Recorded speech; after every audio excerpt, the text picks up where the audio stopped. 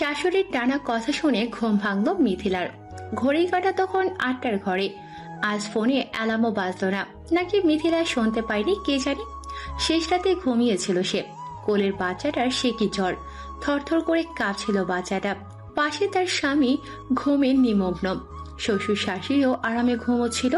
শুধু ঘুম ছিল না মিথিলার চোখে, দোয়া পড়ে বাচ্চাটার শরীরে ফু দিচ্ছিল বারবার। ওষুধ খাইয়ে জলপট্টি দিয়ে শেষ রাতে জ্বর কমলো বাচ্চাটার। বাচ্চাকে বুকে নিয়ে তখন মাথা রেখেছিল বালিশে। কখন সে রাত ফুরিয়ে সকাল হলে বুঝতে পারল না। এদিকে শাহানা বেগমের কথা শোনানো তখনও শেষ হয়নি। মিথিলার ঘরের দরজা খুলছে না বলে জোরে জোরে দরজা ধাক্কাতে লাগলো সে। আমাদের ভয়েস অফ নয়ন ইউটিউব চ্যানেলের রোমান্টিক লাভ স্টোরি গল্প শুনতে এখনই আমাদের চ্যানেলটি সাবস্ক্রাইব করে রাখুন। ধন্যবাদ।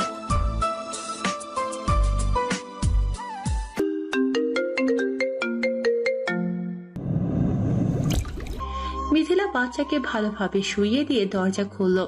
অপরাধীর মতো দাঁড়িয়ে বলল, বাবুর জ্বর আসছিল আম্মা, তাই দেরি হয়ে গেল। শাহানা বেগম তৎক্ষণাৎ ঘরে ঢুকলেন। মিথিলার ছেলের মাথায় হাত দিয়ে সত্যতা প্রমাণ করলেন। ছেলের গা ভেজা, ঘেমে যুবথুবু সারা শরীর। মিথিলার শাশুড়ি ঘর থেকে নিঃশব্দে বের হলেন। ঘরে তার ছেলেও আছে, সে ঘুমে নিমগ্ন। শুনে নিলেও সমস্যা আছে, মাকে খারাপ ভাববে। বাংলাদেশের 80% শাশুড়িরা হয়তো এমনই হয়। ছেলের সামনে ছেলের স্ত্রীদের মা ডাকবে, কিন্তু আড়লে অত্যাচার করবে। 80% শাশুড়ির কথা বলা শেষ হলে 20% শাশুড়ির কথাও বলা হোক। এই শাশুড়িরা ছেলের স্ত্রীদের মেয়ে মনে করে, নিজের সর্বত্র বিলিয়ে দেয় সেই মেয়ের জন্য। মেয়ের দুঃখে ব্যথিত হয়, মেয়ে সুখে সুখী হয়। এই মেয়েদের ভাগ্যকে রাজভাগ্য, রাজকপাল বলা যায়। মিথিলার দুর্ভাগ্য, সেই 80% শাশুড়ির মধ্যে সে পড়ল। শাহানা বেগম রাগে কটমট করে তাকালো তার দিকে, মুখ বাঁকিয়ে বলল, কেমনে মুখের উপর মিথ্যা বলে দিলে বউ? গ্যাদার শরীর দেহি ঠান্ডা হয়ে রইছে। মিথিলা নতমুখী হয়ে উত্তর দিল, বাবুর জ্বর ছিল মা, আমি সত্যি। পূর্বের তুলনায় শাহানা বেগম আরো রেগে গেলেন। মিথিলার সামনে থেকে সরে গিয়ে রান্নাঘরে ঢুকলেন। সেখান থেকে যা তা বলতে শুরু করলেন। জমিদারের ঝি আনছি, সকাল 10টা পর্যন্ত ঘুমাইয়া মিথ্যা কথা বলে। শান্তার মার কত ভালা কপাল, ছেলের বউ বলার আগেই সব সামনে হাজির করে, সংসারের সব কাজ করে। আর আমার ছেলের বউ পায়ের উপরে পা তুলে বসে থাকে আর আমাকে বান্ধির মতো খাটায়। শাশুড়ির কথা শোনানো এই প্রথম না। শুনতে শুনতে মিথিলার সহ্য হয়ে গেছে। সে চোখের পানি মুছে আকাশের দিকে তাকালো, বিড়বিড় করে বলল, আর কি কি করলে শাশুড়ির মন পাবো বলে দাও আল্লাহ। দুপুরে ডাল ভুনা রান্না হয়েছিল। খাওয়ার পর যতটুকু বাকি ছিল ওইটুকু দিয়ে ডাল পুরি বানাতে বসলো মিথিলা। বিকেলের নাস্তা সবার জন্য। শাহানা বেগম ঘরে বসে বসে তসবিহ পড়ছিলেন। এদিকে মিথিলার বাচ্চাটার আবার জ্বর এসেছে। বাবুকে ঘরে শুয়ে নাস্তা বানাচ্ছিল সে। তার শাশুড়ির কানে বাচ্চার কান্নার আওয়াজ পৌঁছায় না। মিথিলা তাড়াতাড়ি নাস্তা বানাচ্ছিল, ঠিক তখনই অঘটন ঘটল। ডুবো তেলে পুরি দেওয়ার সময় অসাবধানতায় হাতে তেল ছিটকে এলো। মিথিলা চোখ বন্ধ করে নিল। না, সে গগনচুম্বী চিৎকার করেনি। শাশুড়ির কর্ণধারে ওহ আওয়াজটাও যেন না পৌঁছাতে পারে সেই প্রচেষ্টায় ব্যস্ত হলো। হাত চলছে অনবরত। পানির টেপের নিচে কিছুক্ষণ ধরে রাখলো, জ্বালা কমছেই না। টুথপেস্ট লেপটে দিল। এবার কিছুটা আরাম বোধ করল মিথিলা। সবগুলো পুরি বানিয়ে ঘরে আসলো সে। মুঠোফোন বের করে ইমনকে ফোন করলো। ইমন তখন বন্ধুদের সাথে আড্ডায় মত্ত। স্ত্রীর ফোন পেয়ে খানিকটা বিরক্ত হলো সে। বিরক্ত হওয়ার কারণও আছে। মেয়ে মানুষের বিকেল হলেই এটা সেটা খেতে ইচ্ছে করে। সে ভাবছে মিথিলারও হয়তো ইচ্ছে করছে। ইমন বেকার, ইন্টার পাশ করার পর পড়াশোনা করেনি। ছেলে খারাপ হয়ে যাবে ভেবে বাবা মা বিয়ে করিয়ে দেয়। কিন্তু মিথিলা ছিল ইমনের বিপরীত। পড়াশোনায় খুব ভালো ছিল। ইন্টার প্রথম বর্ষের পরীক্ষার পর বাবা মা ইমনের সাথে বিয়ে দিয়ে দেয়। ইমনের বাজে কোনো স্বভাব নেই, এই দিকটাতেই সে মিথিলার বাবা মার মনে জায়গা করে নেয়। শুরুতে সবকিছু ঠিক ছিল, সমস্যা দেখা দেয় মিথিলার ছেলে হওয়ার পর। ছেলের সিজারের সময় মিথিলার বাবা মা অর্থনৈতিক সমস্যায় পড়ে। মেয়ের চিকিৎসা বাবদ মাত্র 10,000 টাকা খরচ করতে পারে। বিষয়টা শাহানা বেগমের চোখে লাগে। ছেলেকে ফুসলিয়ে মিথিলার বিরুদ্ধে নিয়ে আসে। মিথিলার স্বামী যে তার কষ্টে কাঁদত, সেই স্বামী পর হয়ে গেল। মিথিলাকে আর পড়তেও দিল না, যদি মিথিলা তার থেকে উপরে উঠে পড়ে এই ভয়ে। ইমন কল রিসিভ করল। মিথিলা ব্যথাতুর গলায় বলল, একটা বার্ন ক্রিম আনতে পারবেন? কার কি পড়লো? আমার হাত পুড়ে গেছে অনেকখানি। কিভাবে হাত পড়লো? তার A to Z সব বলল মিথিলা। ইমন তখন মিনমিন সুরে বলল, আমার কাছে তো টাকা নেই। মিথিলা লম্বা নিঃশ্বাস ত্যাগ করল, বিনা শব্দ করে কল কেটে দিল। মাগরিবের আজান দেবে একটু পর। মিথিলার শ্বশুর মসজিদে যাবেন, বাসায় অজু করতে এসেছেন। মিথিলা শাশুড়ির কাছে গেল, তিনি তখনও তসবিহ পড়ছিলেন। মিথিলা ভয়ে জড়সড় হয়ে কিছুক্ষণ দাঁড়িয়ে রইল। শাহানা বেগম মিথিলাকে দেখে বলল, এভাবে দাঁড়িয়ে আছো কেন? মিথিলা ইতস্তত বোধ করে বলল, নামাজ পড়ে আসার সময় আব্বাকে একটা বার্ন ক্রিম আনতে বলবেন। আবার কি পড়ছো? মিথিলা হাত সামনে বাড়িয়ে দেখিয়ে বলল। হাত পুড়ে ফেলেছি। শাহানা বেগম কিছু বললেন না, শুধু কপাল কুঁচকে রাখলেন। এটা তার স্বভাব। মিথিলা এতে অভ্যস্ত। সে নিঃশব্দে ঘরে চলে আসলো, নামাজ পড়ল, বাবুকে দুধ বানিয়ে খাওয়ালো। এর মধ্যে মিথিলার শ্বশুর মসজিদ থেকে ফিরে আসলেন।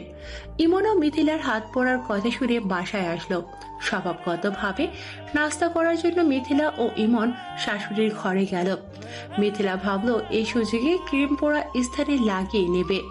নামাজ পড়ার পরও শাহানা বেগম তসবিহ পড়ছিলেন। মিথিলা বাচ্চাকে কোলে রেখে শ্বশুর ও স্বামীকে পুরি পরিবেশন করল। এক ফাঁকে শ্বশুরকে প্রশ্ন করল, আব্বা ক্রিম আনছেন? মিথিলার শ্বশুর বেশ অবাক হলেন। কিসের ক্রিমের কথা বলছে মেয়েটা? বিস্ময়ের সুরে পাল্টা প্রশ্ন করলেন। কিসের ক্রিমের কথা বলছো? মিথিলা শাশুড়ির দিকে তাকালো। শাহানা বেগম জায়নামাজ ভাঁজ করে রাখার মাঝেই বললেন, তোমার শ্বশুরকে বলতে ভুলে গেছি। মিথিলা প্রত্যুত্তরে কিছু বলল না। ইমনের বিষয়টা খারাপ লাগলো। বেকার ছেলেকে প্রতি মাসে হিসাব করে টাকা দেয় তারা। এই টাকাতে মাসের শেষে টেনে টুটে চলে সে। ঘরের বাজার মিথিলার শ্বশুর করে, ওষুধপাতিও তিনি কেনেন। ইমন ভেবেছিল বার্ন ক্রিমও নিয়ে আসবেন। ইমন নীরবতা ভেঙে বলল, কিভাবে এতটুকু পড়লে? ধ্যান কোথায় ছিল তোমার? বউয়ের জন্য ছেলের আহ্লাদ করতে দেখে শাহানা বেগম তেতে উঠলেন। মিথিলা উত্তর দেওয়ার পূর্বে উনি বলতে শুরু করলেন, সব ইচ্ছে করে করেছে তোর বউ। কাজ করতে কষ্ট লাগে বুঝছস? আমাকে পাইছে এক বান্দি, সারাদিন কামলার মতো খাটাইবো, আর তোর বউ সারাদিন বসে থাকবো। কোনো অজুহাত পাচ্ছিল না তো, হাত পুরাইলো। শাশুড়ির বক্তব্য শুনে মিথিলার চোখ বেয়ে আপনা আপনি পানি গড়িয়ে পড়তে লাগলো। মানুষ নিকৃষ্ট মনোভাবের হয়, তাই বলে এত নিচু মনোভাব? সে তো ইচ্ছে করে পড়েনি। ইমনও চুপ হয়ে গেল। দেখা গেল আশানুরূপ প্রতিক্রিয়া না পেয়ে শাহানা বেগম নিজের ঘর ছেড়ে বের হলো। বেলুন পিড়ি নিয়ে ঠান্ডা পানি দিয়ে আটা গোলাতে শুরু করলো। মিথিলা জানে এই মুহূর্তে শাশুড়িকে নাক ফেরালে বড় সড়ক কিছু ঘটিয়ে ফেলবে সে। বাবুকে ইমনের কোলে দিয়ে এগিয়ে আসলো মিথিলা। চোখের পানি মুছে বলল, আম্মা আমি করতে পারবো। একটুই তো পুড়েছে, একটু জ্বলবে, পরে ঠিক হয়ে যাবে। দেন আমি রুটি বানাই। শাহানা বেগম চিল্লাতে থাকলেন, হয়েছে, আর আতিক্ষাতা দেখাতে হবে না। আমার কাজ করতে গেলেই তোমার সব সমস্যা শুরু হয়। মিথিলা শাশুড়ির কথা শুনল না, আগের মতোই জোরে জোরে করতে লাগলো। এবার শাহানা বেগম ক্ষিপ্র হয়ে মিথিলাকে ধাক্কা দিয়ে ফেলে দিল। ফলস্বরূপ পোড়া জায়গায় আবারও ব্যথা পেল। মিথিলার শ্বশুর শান্ত মেজাজের মানুষ, বউকে খুব ভয় পায়। বিবাহিত জীবনের 50 বছর বউয়ের কথা মতো উঠতে বসতে হয়েছে তার। এই বয়সে এসেও একই কাজ করেন। পরের মেয়ের উপর হাত তোলা পছন্দ করলেন না তিনি। শাহানা বেগমকে হাত ধরে উঠিয়ে বললেন, নিজের দোষ করছো, এই মেয়ের গায়ে হাত তুলছে কেন? শাহানা বেগম হাত ঝাড়া দিয়ে আটায় বয়াম উঠিয়ে নিচে ফেলে দিলেন। রুটির পিড়ি নিজের মাথায় আঘাত করতে লাগলেন। ইমন বাবুকে কোলে নিয়ে মায়ের হাত থেকে পিড়ি সরিয়ে ফেলল। মিথিলা ভয়ে চিৎকার করে কাঁদতে শুরু করলো। এক হাত পোড়া নিয়ে এত বড় ঝগড়ার সৃষ্টি হয়ে গেল। মিথিলার শ্বশুর সহ্য করতে না পেরে হাত তুলতে গিয়েও থেমে গেলেন। তা দেখে শাহানা বেগম বিলাপের সুরে বলতে লাগলেন, এই মেয়ের জন্য আমাকে মারতে আসলেন? আমি এই জীবন আর রাখবো না। পরের মেয়ের জন্য আমাকে কথা শোনালেন? আমি আজই মরে যাব, আজই। বলতে বলতে ঘরে ঢুকে দরজা আটকে দিলেন। শাহানা বেগম এত দ্রুত উনি এমন একটা কাজ করবেন উপস্থিত কেউ ভাবতে পারেনি। মিথিলা দৌড়ে আসলো, দরজায় কিছুক্ষণ করাঘাত করল, কিন্তু লাভ হলো না। মিথিলার স্বামী ও শ্বশুরকে কিছু করতে বলল। তারা দৌড়ে গেল বাহিরে পাড়া প্রতিবেশীকে খবর দিতে। একমাত্র বাচ্চাকে বুকে জড়িয়ে চুপচাপ বসে আছে মিথিলা। পাশের ঘরে শাশুড়ির আহাজারির শব্দ কানে আসছে তার। শাহানা বেগম দরজা আটকে বসেছিলেন। নিজের ক্ষতি করার মতো মানুষ না উনি। মিথিলার মামা শ্বশুর এসেছে বিচার করতে। ভাইয়ের কাছে বিলাপের সুরে স্বামী ও ছেলের নামে নালিশ করেছেন শাহানা বেগম। মিথিলা ভয়ঙ্কর পরিস্থিতি দেখে তার বাবাকে কল করেছিল, জানিয়েছিল তখনকার পরিস্থিতি। এও বলেছিল যে তার শাশুড়ি গলায় ফাঁসি নিতে যাচ্ছে। কি করবে সে? মিথিলার বাবা আসতে চাইছিল, কিন্তু যখন সে দেখতে পেল শাহানা বেগমের ভাই এসেছেন, পুনরায় কল করে আসতে নিষেধ করে দিয়েছিল। ইমন চুপচাপ মায়ের অভিযোগ শুনে যাচ্ছে, তার বাবাও চুপচাপ। এক পর্যায়ে শাহানা বেগমের ভাই বলে উঠল, ভাই, বয়স তো শেষের পথে। ভাই সাহেব সংসারের কর্মকাণ্ডের প্রতি না তাকিয়ে জায়নামাজে বসে থাকেন। মিথিলার শ্বশুর কথা বাড়ালো না। এমনিতেও কম কিছু করেনি তার স্ত্রী। এখন কথা হজম না করলে দেখা যাবে শেষ বয়সে এসে না খেয়ে কষ্ট করতে হবে। শাহানা বেগম স্বামীর মৌনতা দেখে আশকারা পেয়ে গেলেন। বিলাপে সুরে বলতে শুরু করলেন, ভাইরে, কাকে পেটে ধরলাম? নিজের সন্তানও আজ আমার কথা শোনে না। বইয়ের একটু হাত পড়ছে বলে আমাকে কথা শোনালো। আমি যে সারাদিন কাজ করি, একবারও তো ফিরে দেখেও না। শাহানা বেগম ভাই এবার ইমনকে বকতে থাকলো, ভাই, কি বেড়া হইলা? বইয়ের কষ্ট বুঝো, কিন্তু মায়ের কষ্ট বুঝো না। ইমন কিছু বলল না। মিথিলা ভেবেছিল আজ ইমন কিছু হলেও বলবে, কিন্তু তার ধারণা ভুল প্রমাণিত হলো। মিথিলাকে আর ওষুধ এনে দেওয়া হলো না। মিথিলাও দ্বিতীয়বার আওয়াজ করল না। এক রাত্রির জ্বালা পোড়া সহ্য করে পরের দিনই ঠিক হয়ে গেল। উফ, পোড়া স্থান নয়, জ্বালা পোড়া ঠিক হয়ে গেল। ফর্সা হাতে ফোসকা পড়ে দাগ হয়ে গেল মিথিলার হাতে। হাতের ঘা শুকিয়ে গেলেও মনের ঘা তাজাই রইল। মিথিলার বাচ্চাটাও আস্তে আস্তে বড় হতে লাগলো। ও হ্যাঁ, মিথিলার ছেলে বাচ্চা, যার নাম এহসান। নামটা মিথিলাই রেখেছে। শ্বশুর বাড়িতে তার প্রতি কারো দয়া না থাকলেও সন্তানের যেন মিথিলার উপর দয়া থাকে। মিথিলা জীবনের আরেকটি করুণ ঘটনা বলা হোক। অতর ঘরে 40 দিন পার হয়নি, তখন মিথিলার এহসান হওয়ার পর শাহানা বেগম মিথিলাকে তেল মশলা বিহীন খাবার রান্না করে খাওয়াতো। বাবু পেটে থাকা অবস্থায় শাহানা বেগম বলেছিল, অতর ঘরে থাকা অবস্থায় মিথিলা কোনো কাজই করতে পারবে না। শাহানা বেগম কাজ করতে দিবেই না, কেননা অতর ঘরে থাকা সময়টা অপবিত্র সময়। এই অবস্থায় মিথিলা প্লেট পাতিল ধরলে শাহানা বেগম সে প্লেট পাতিল আর ব্যবহার করবেনই না। অগত্যা মিথিলার রান্নাঘরের দিকে পা বাড়ায়নি। মিথিলার মা এহসানের হওয়ার 10 দিন পর্যন্ত এই বাড়িতেই ছিল। সাধারণত মেয়েদের প্রথম সন্তান বাবার বাড়িতে হয়। বাংলাদেশের শতকরা 70% মেয়েদের প্রথম সন্তান বাবার বাড়িতেই হয়ে থাকে। মিথিলার শাশুড়ি তাকে বাবার বাড়িতে যেতে দেয়নি। তখন বলেছিল, আমার একটা মাত্র ছেলের সন্তান আমার বাড়িতেই হবে। মিথিলার বাবা মা জোর করতে পারেনি। এহসানের বয়স যখন 5 দিন হাসপাতাল থেকে বাড়িতে আনা হয় তাদের। মিথিলার মাও মেয়ের সাথে আসেন। সেই রাত্রিরে মিথিলার মাকে তার শাশুড়ি আলু ভর্তা দিয়ে ভাত দেয়। মিথিলার মা সানন্দে খেয়ে নেয়। কি ভাবনায় আসছে না, এটা কোনো ব্যাপার হলো? কোনো ব্যাপার না। আসল ব্যাপারটা পরের দিন চোখে লাগে। মিথিলারও কষ্ট পেল পরের দিন, যখন দেখতে পেল শাহানা বেগম রাতের বাসি আলু ভর্তা দিয়ে সকালেও মিথিলার মাকে ভাত খেতে দিয়েছে। চোখ বন্ধ করে মিথিলার মা ভাত গিলে নিয়েছিল। সেদিন দুপুরে নিজ বাড়িতে চলে গিয়েছিল। যাওয়ার সময় বলেছিল, মারে, সহ্য করে নে। দুধ দেওয়া বাছুর লাঠি দেওয়াও ভালো। আজ কষ্ট করছিস, একদিন ঠিকই সুখে থাকবি। পরের দিন থেকে মিথিলার কপালে শনির দশা নেমে আসে। দিনের পর দিন তেল মশলা ছাড়া খাবার দেওয়ার সময় চোখ মুখ অন্ধকার করে রাখা, শাশুড়ির এমন আচরণ সহ্য করতে না পেরে অতর ঘরে থাকা অবস্থায় রান্নার কাজে হাত লাগায়। আশ্চর্যের বিষয় হলো সেই সময় শাহানা বেগমের অপবিত্রের ব্যাপারে কথা উঠায়নি। মিথিলা সেদিন বুঝেছিল সুখ তার কপাল ছেড়ে চলে গেছে। এহসানের বয়স 8 মাসে পড়ল। ছোট্ট বাচ্চাদের ঘুমের নির্দিষ্ট রুটিন থাকে, এহসানেরও আছে। সকাল 6টায় ঘুম থেকে উঠলে ঘুমায় সকাল 10টায়। আজও তাই হলো। মিথিলা এহসানকে ঘুম পাড়াচ্ছে, এমন সময় মিথিলার শ্বশুর ছোট মাছ নিয়ে আসলো। মিথিলা ভাবলো ছেলেকে ঘুম পাড়িয়ে সেই মাছ কেটে নেবে। ইমনও বাসায় ছিল, সে পাশে শুয়ে মুঠোফোনে গেমস খেলছে। মিথিলা টুকটাক গল্প করছে স্বামীর সাথে। শাহানা বেগম বাহিরে ছিল। বাড়ির পাশে এক টুকরো জমিতে ফসল চাষ করেন তিনি। সময়টাও ভালো কাটছিল মিথিলার। প্রায় 5 মিনিট পর মিথিলার শাশুড়ি বাড়ি আসলো। বারান্দায় মাছ দেখে রাগে গজগজ করতে করতে দরজা খুলল, যার ফলে ঘুমন্ত বাচ্চা সহ মিথিলাও ভয়ে লাফিয়ে উঠল।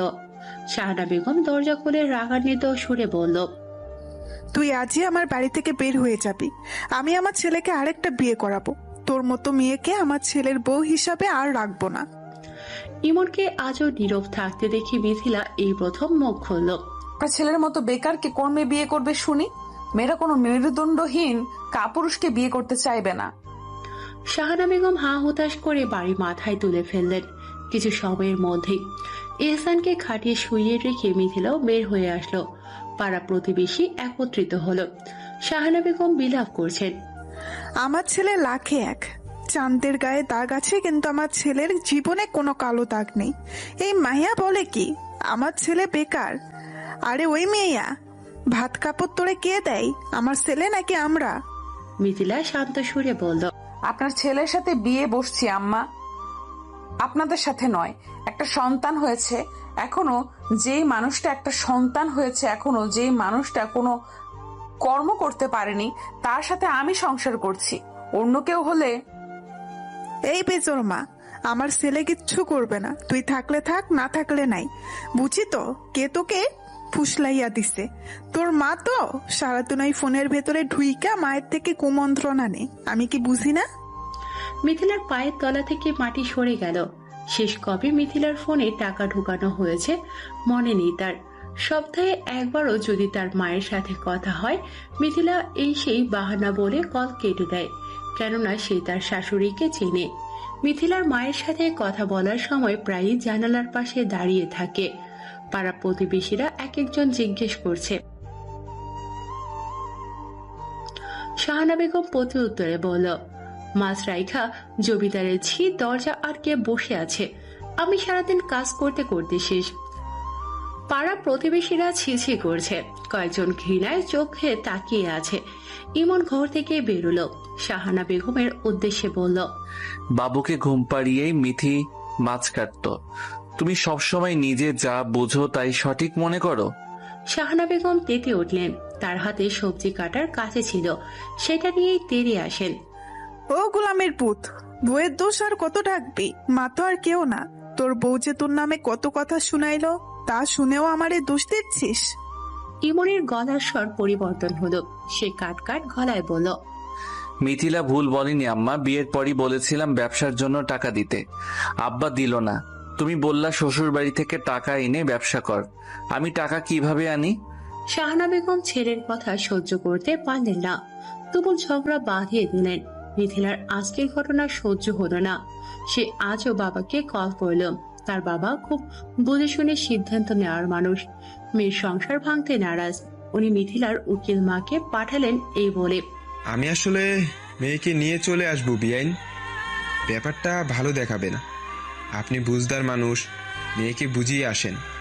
আর আমার বিয়াইনকে বলবেন আমার মেয়েকে যেন একটু বুঝিয়ে কথা বলে, রাগ করে কথা যেন না বলে। মিথিলার উকিল মা আসলেন। উনি সম্পর্কে মিথিলার চাচি শাশুড়িও। মিথিলা তখন কাছিল। শাহানা বেগম তখন বিলাপ করছেন। ছোট চাকে দেখে বলতে শুরু করলেন, দেখ রে রুকাইয়া, কয়েকটা মাছ কাটতে বলছিলাম বউরে, আমারে যাতা বলে কথা শোনালো। রুকাইয়া বড় চায়ের সম্পর্কে সবকিছুই জানেন। উনি শাহানা বেগমকে ঘরে নিয়ে পানি খাইয়ে শুয়ে থাকতে বললেন। আবারও এও বললেন যে উনি মিথিলার বিচার করবেন।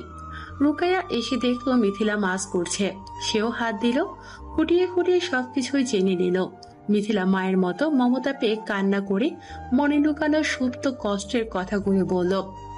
মা, আম্মা বলছিল না বিয়ের পর আমাকে পড়াবে, তাহলে পড়ায়নি কেন?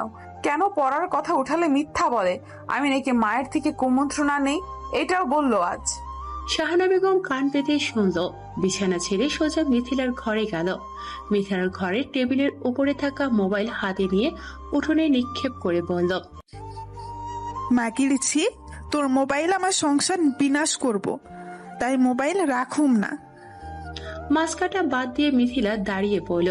তার চোখ বেয়ে অঝোর ধারায় পানি পড়তে লাগলো। বিয়ের 1 বছর হয়ে গেল কিন্তু বাচ্চা হইল না, এই মায়ের কোনো দোষ আছে নাকি? খবর নিছো আপা? মেয়েদের মাসিকের সমস্যা সকলেই ভিন্ন চোখে দেখে। মিথিলারও এই সমস্যা ছিল। মিথিলার বিয়ের 1 বছরের মাথায় এ কথা শুনতে হয়েছিল তার খালা শাশুড়ির কাছ থেকে। সেদিন এত কষ্ট পেয়েছিল, ইচ্ছে করছিল মুখের ওপর কয়েকটা কথা বলে দিতে। মিথিলা সেদিন ভদ্রতার খাতিরে চুপ করেছিল। সেদিন শাহানা বেগমও তাল মিলিয়েছিলেন বোনের সাথে। কুলসুমের ছেলের বউ কোনো ডাক্তারের কাছে নিছিল রে, আমার বউকেও নিয়ে যাব, সমস্যা পাইলে আগে থেকেই সাবধান হয়ে যাব। আমার একটা মাত্র ছেলে, বংশের মানুষ লাগবো না? নাতি নাতনির মুখ দেখাতে না পারলে এমন বউরে দিয়া কি করব? মিথিলা সেদিন বেশ অপমান বোধ করল। পরের সপ্তাহে সত্যি সত্যি তাকে নিয়ে ভালো গাইনি বিশেষজ্ঞের কাছে নিয়ে গেল শাহানা বেগম। মনের খসখসানিটা দূর করতে সারাটা সময় মিথিলার পাশে লেপ্টে থাকলো। প্রায় 7-8টা টেস্ট করানোর সময় মিথিলার মনে ভয় হচ্ছিল, ভাবনায় নানান চিন্তা আসছিল। আলট্রাসোনোগ্রাফি করানোর সময় মিথিলা একাই ছিল। সে ডাক্তারকে অনুনয় করে বলেছিল যেন রিপোর্টের কথাটা তাকে আগে জানানো হয়। আলট্রাসোনোগ্রাফির রিপোর্ট আসলো আধা ঘন্টা পরে। মিথিলা সহ শাহানা বেগম ভেতরে গেলেন। মিথিলার শুকনো মুখটা দেখে তখন ডক্টর কিছু বুঝতে পেরেছে কিনা সে জানে না। রিপোর্ট এসেছিল মিথিলার ডিম্বায়নেতে সামান্য দাগ পড়েছে। শাহানা বেগম শোনার পর নাক মুখ কুঁচকে নিয়েছিলেন। ডাক্তার তখন মিথিলার দিকে তাকিয়েছিল। তার শুকনো মুখ দেখে হেসে শাহানা বেগমের উদ্দেশ্যে বলেছিল, খালা কি হয়? শাহানা বেগম বিরস মুখে উত্তর দিয়েছিল, ছেলের বউ। বইয়ের তেমন সমস্যা নেই তো খালা, শুধু ডিমানোতে হালকা দাগ পড়েছে, এটা কোনো সমস্যা না, 1 মাস ওষুধ খেলেই ঠিক হয়ে যাবে। শাহানা বেগমের যেন ডক্টরের কথা বিশ্বাস হলো না। ডক্টর হাসছিল। তেতো মুখ করে শাহানা বেগম বাড়ি ফিরেছিলেন। সে যাত্রায় মিথিলা বেঁচে গিয়েছিল, কেননা তার শারীরিক কোনো সমস্যা ছিল না। পরের মাসেই এহসানকে সে তার গর্ভে ধারণ করে। এখন যদি সে গর্ভবতী না হতো, শাহানা বেগম সত্যি সত্যি ইমনের কাছ থেকে তাকে তালাক করিয়ে নিত। মিথিলারা 4 ভাই বোন, 3 বোন, 1 ভাইয়ের মধ্যে মিথিলা বড়। ছেলে চাইতে চাইতে 3 মেয়ের জন্ম দিয়েছিল মিথিলার মা। মিথিলার বিয়ে 3 মাস পর তার মেজ বোনের বিয়ে হয়, কিন্তু দুর্ভাগ্যবশত বিয়ের 7 মাসের মাথায় তাদের ডিভোর্স হয়ে যায়। মিথিলার বোন বাবার বাসায় চলে আসে। মেজ মেয়ের সাথে এমন ঘটনা ঘটার পর মিথিলার বাবাও চাইনি তার বড় মেয়ের সাথে এমন ঘটনা ঘটুক। তাই দিদি সর্বদা বলতেন মিথিলাকে ধৈর্য ধারণ করতে। মিথিলার বিয়ের সময় পাত্র নির্বাচনের বেলায় মিথিলার বাবা শুধু ইমনের সরলতা দেখেছিল। 5 ওয়াক্ত নামাজ পড়তো তখন। বেকার জানা সত্ত্বেও এই 2 কারণে বিয়ে দিয়েছিল মেয়েকে। বর্তমানে ছেলেরা যেখানে বাজে নেশায় আসক্ত থাকে, ইমনের ছিল না। এছাড়াও ইমনদের বাড়ির অবস্থার দেখভাল এসব বিবেচনা করেই মেয়েকে বিয়ে দিয়েছিলেন। কিন্তু কে জানতো মিথিলার কপালে এত দুঃখ থাকবে। বৈশাখ মাসের তপ্ত এক দুপুরে মিথিলা রান্না করছিল। গরমে একাকার অবস্থা। এহসানকে নিয়ে মিথিলার শ্বশুর বাইরে বসে আছে। ইমন সকালে বেরিয়েছে বন্ধুদের সাথে আড্ডা দেওয়ার কথা বলে। মিথিলা এই ফাঁকে রান্না সেরে নিচ্ছে। শাহানা বেগম আজ কবুতর রান্না করার জন্য বলেছেন। তরকারি কষিয়ে ঝোল দিয়ে ঘরে গেল মিথিলা। গরমে জুবুথুবু হয়ে বসলো সে। মাথার উপরের পাখা চলছে। একটু পরপরই তরকারি দেখে আসে। সেই সময়ের হিসাব করে। সাহারা বেগম ফোনে কার সাথে যেন কথা বলছিল। জানালা দিয়ে যখন দেখলো মিথিলা বসে আছে, সে ফোন কেটে দিল। শাশুড়ি আসার আভাস পেয়ে মিথিলা উঠে দাঁড়ালো। দেখা গেল মিথিলা পৌঁছানোর আগে সাহারা বেগম চুলার পাড়ে চলে এসেছেন। হাঁটার পথে মিথিলাকে প্রতিবারের মতো কথা শোনাতে ভুললেন না। একটু কি রান্না করে ঘরে যাওয়ার লাইগা পাগল হইয়া যায়। আমরা লাড়কি দিয়া রান্না করছি, চুলার পাত থেকে সরিয়ে নাই। আমার শরীর কালা হইয়া যাইব তা ভাবি নাই, আর এখন বউয়েরা একটু চুলার পাড়ে আসলেই কখন ঘরে যাইব তা ভাবে। মিথিলা শাশুড়ির কথা উপেক্ষা ওনার পিছু পিছু আসলো। মিথিলাকে চুলার পাড়ে এসে দাঁড়াতে দেখে শাহানা বেগম রেগে গেল। হিতাহিত জ্ঞান শূন্য হয়ে খালি হাতেই মাটির ঢাকনার হাত রাখলেন। ফলস্বরূপ যা হওয়ার হয়ে গেল। গরম ঢাকনা ধরতে না পেরে নিচে পড়ে ভেঙে গেল। শাহানা বেগম দোষ দিলেন মিথিলার ওপর। মিথিলা শাশুড়িকে ধরে পিছনে নিয়ে আসতে চাইছিল, কিন্তু কিভাবে যেন তরকারি শাহানা বেগমের হাতের উপর পড়ে গেল। মিথিলা শুধু চিৎকার করে বলল, আম্মা এটা কি করলেন?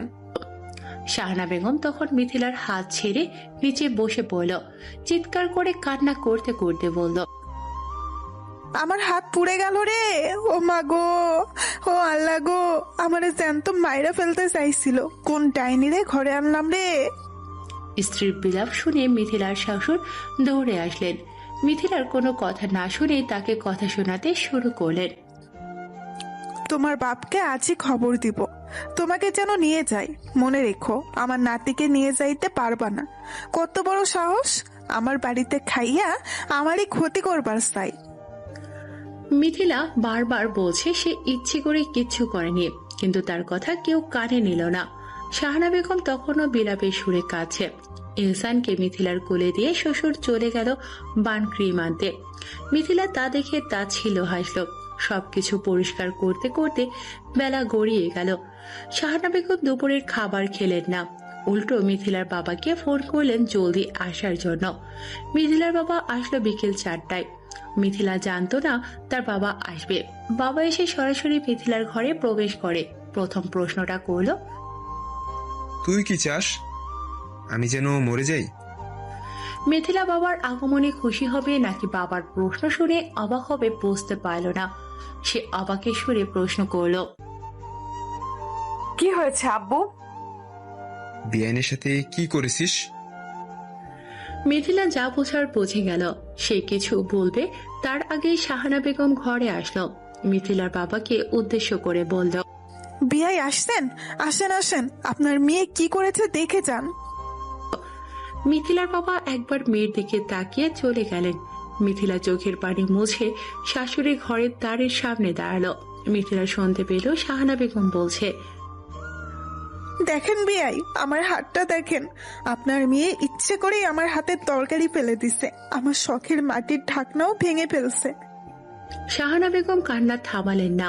মিথিলার বাবা মেয়ের গালে 2টা থাপ্পড় বসিয়ে বললেন, কেন বিয়ানের গাত পুরালি? গালে হাত রেখে মিথিলা উত্তর দিল, মা খালি হাতে ঢাকনা ধরেছিল, গরম সহ্য করতে না পেরে ফেলে দিছে। আমি তো মাকে বাঁচাতে গিয়েছিলাম, কিন্তু কিভাবে হয়ে গেল? মিথিলার বাবা মেয়ের হাত ধরে শাহানা বেগমের সামনে নিয়ে দাঁড় করিয়ে বললেন, পায়ে ধরে মাপচা। মিথিলা বলল, আমি মায়ের হাত পুড়িনি। মাপচা মিথিলা, নয়তো তোর মাকে আমি আজই তালাক দিব। মিথিলা মাকে খুব ভালোবাসে, আর সে এটাও জানে তার বাবা সজ্ঞানী হোক অথবা রাগের মাথায় হোক, যা বলবে তাই করবে। মিথিলা চোখের পানি ফেলতে ফেলতে শাশুড়ির পায়ে লুটিয়ে পড়ল। শাহানা বেগম বিজয় খুশি হলো, লোক দেখানো কাজ করতে শুরু করলো। এবার মিথিলার বাবার জন্য মিথিলাকে খাবার আনতে বলল। বাবা খায়নি, বরঞ্চ মিথিলাকে বলে গেল যেন পরবর্তীতে তার নামে নালিশ না শুনতে হয়। বাবার কথা রেখে আসছে সে। শ্বশুর বাড়িতে যাই ঘটুক না কেন, বাবার বাড়িতে কখনো বলতে চায় না, সই নিচ্ছে সে। মিথিলার জীবন বৃত্তান্ত লেখা শত শত শব্দে লিখেও শেষ হবে না। আমাদের মাঝে এমন হাজার হাজার মিথিলা আছে যারা পরিস্থিতির চাপে পড়ে মুখ বুজে সহ্য করে নেয়, আর শাহানা বেগমের মতো ভূমিকা পালন করে তাদের বিচার পৃথিবীতে একটু হলেও হয়, যেমনটা আগামী পর্বে শাহানা বেগমের সাথে হবে। কিছুদিন পর ইমনের সুবুদ্ধি হলো। স্ত্রী ও সন্তানের ভবিষ্যতের কথা ভাবতে শুরু করলো। ইমন বাবা মায়ের সমর্থন ছাড়াই সামনে আগালো। চাচার বন্ধুর কাছে 6 মাস ফার্মেসির কাজ শিখলো। ছেলে কয়েক মাসের ট্রেনিং নিয়ে দোকান দেওয়ার জন্য প্রস্তুতি নিল। ওষুধ কিনতে গেলে টাকার প্রয়োজন হবে। ইমন ও মিথিলা চিন্তায় পড়ে গেল, কিভাবে টাকার বন্দোবস্ত করবে। শাহানা বেগম ছেলেকে খুব ভালোবাসেন। ওনার বিয়ে 2 যুগ পরে ছেলের জন্ম। পরবর্তীতে তাদের আর কোনো সন্তান হয়নি। এই বয়সে এসেও সংসারের কর্তৃত্ব হারাতে চায় না শাহানা বেগম। তিনি মনে করেন পরের মেয়েকে আশকারা দিলে কর্তৃত্ব ছিনিয়ে নেবে।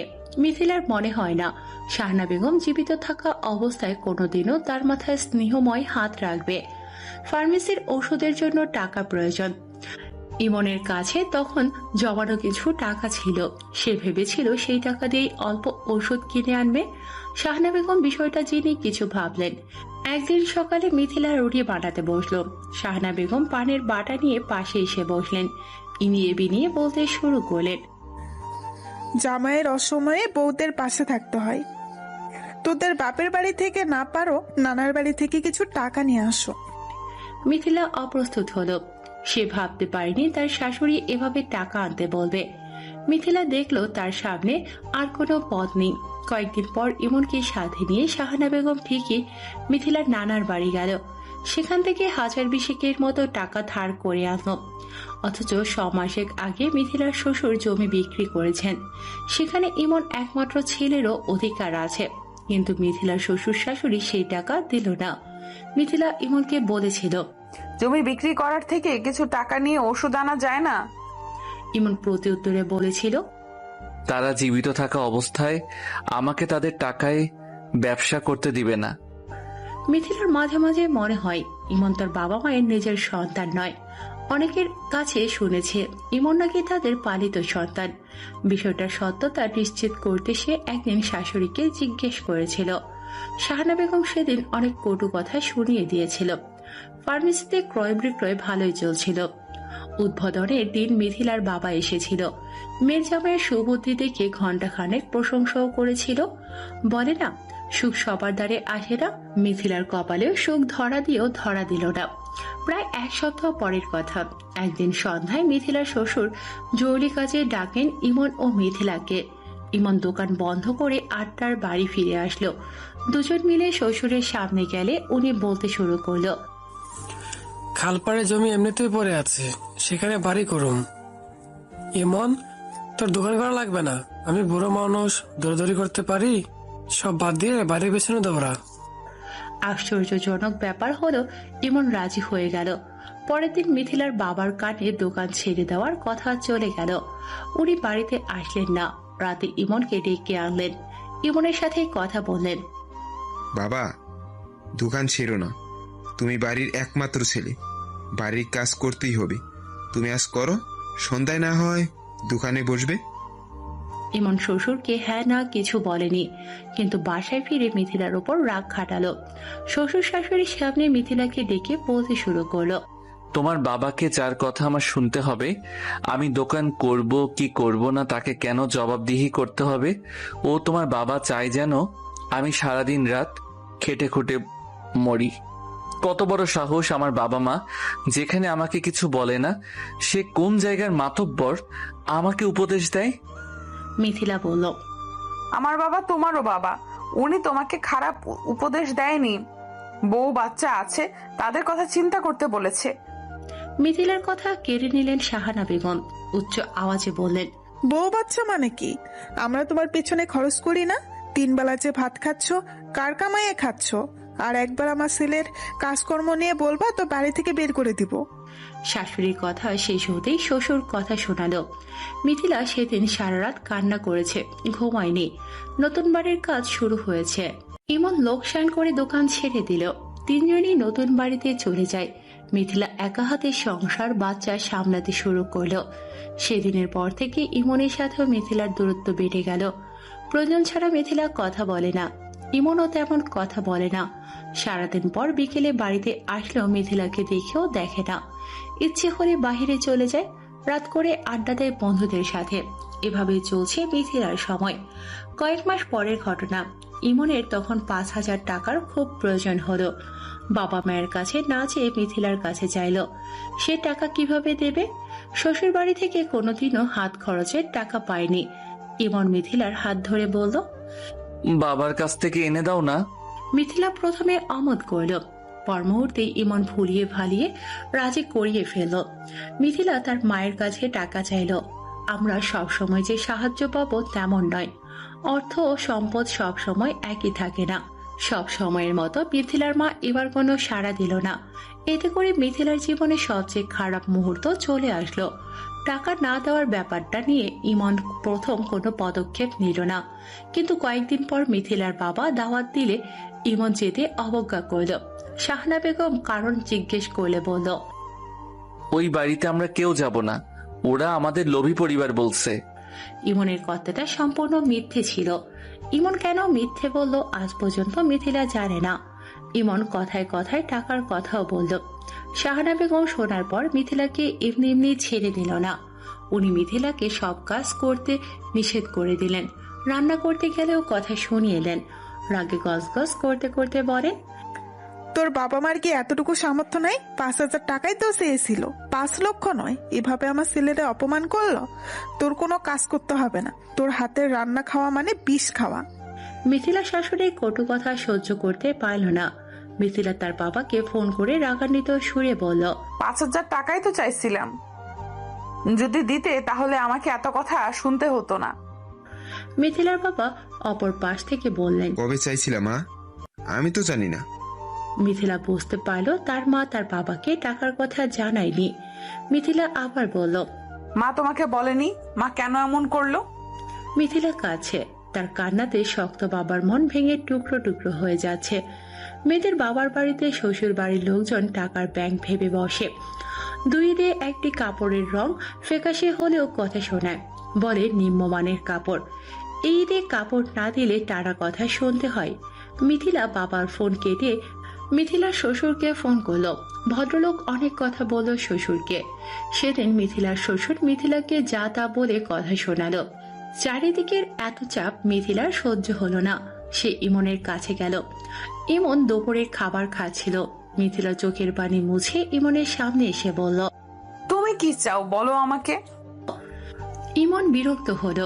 খাওয়ার মাঝে কথা বলার জন্য নাকি মিথিলার প্রশ্ন এড়ানোর জন্য মিথিলা পুনরায় বলল, 5,000 টাকার জন্য তোমাকে আমার সাথে বাজে আচরণ করছো?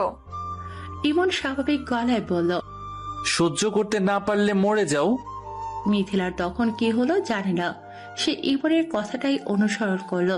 আলমারি থেকে নতুন সুতির কাপড় বের করে ফ্যানের সাথে ঝুলিয়ে দিল। ইমন সব দেখেও দেখল না। মিথিলা তখন ইমনের উদ্দেশ্যে বলল, এছাড়া আমি কোনো পথ খুঁজে পাচ্ছি না। মাথার উপর যান্ত্রিক পাখা অনবরত ঘুরছে। কিছুক্ষণ আগেও সেখানে ঝুলে থাকার জন্য তৈরি হচ্ছিল মিথিলা। শেষ সময়ে সন্তানের কথা ভেবে ডুকরে কেঁদে উঠল সে। সন্তানকে বুকে জড়িয়ে শুয়ে থাকলো সন্ধ্যা পর্যন্ত।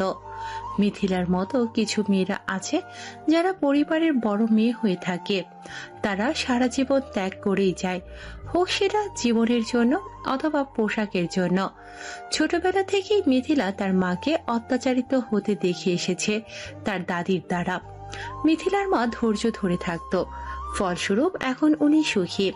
মিথিলাকে তার মা নিজের দিকটা দেখে ধৈর্য ধরে রাখতে বলছে তাকে। মিথিলাও এতদিন তাই করে আসে। আজ ধৈর্যের বাঁধ ভেঙে গিয়েছিল, তাই তো অমন ভয়ঙ্কর সিদ্ধান্ত নিতে যাচ্ছিল। মিথিলার দিন খুব বিরহে কাটতে লাগলো। স্বামীর ঘরই মেয়েদের আসল ঠিকানা। বিয়ের পর বাবার বাড়ি মেয়েদের অস্থায়ী ঠিকানা হয়ে যায়। বাবার বাড়িতে তারা দুদিনের মেহমান হয়ে বেড়াতে যায়। মিথিলা নিজের ভাগ্যকে মেনে নিল। মায়ের কথা মেনে পড়ে থাকলো শ্বশুর বাড়ি। একদিন তো ভাগ্য তার সহায় হবে, সেদিনের অপেক্ষায় রইল। শাহানা বেগম ভালো হওয়ার মানুষ নন। চুন থেকে পান খসলে গাল মন্দ করেন মিথিলাকে। এই তো সেদিনের কথা।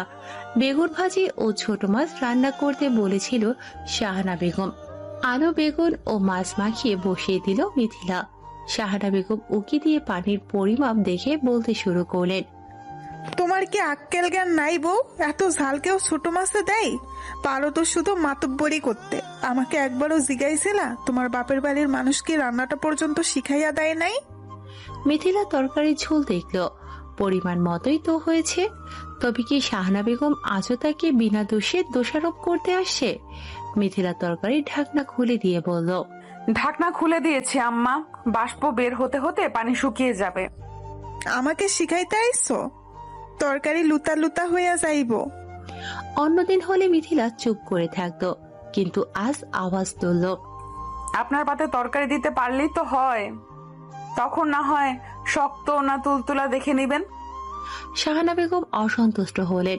মিথিলার কথার প্রতিউত্তর করতে পারলেন না। কি বা বলবেন? কথাটা তো মিথিলা মিথ্যে বলেনি।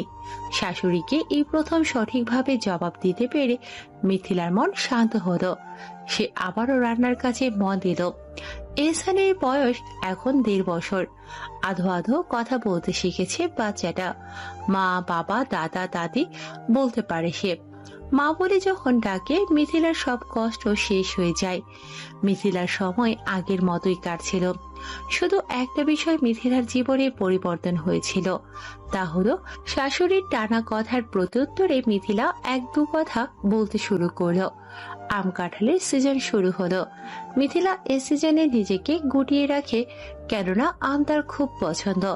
অথচ এ বাড়িতে সবার খাওয়ার শেষে মিথিলা আমের ভাগ পায়।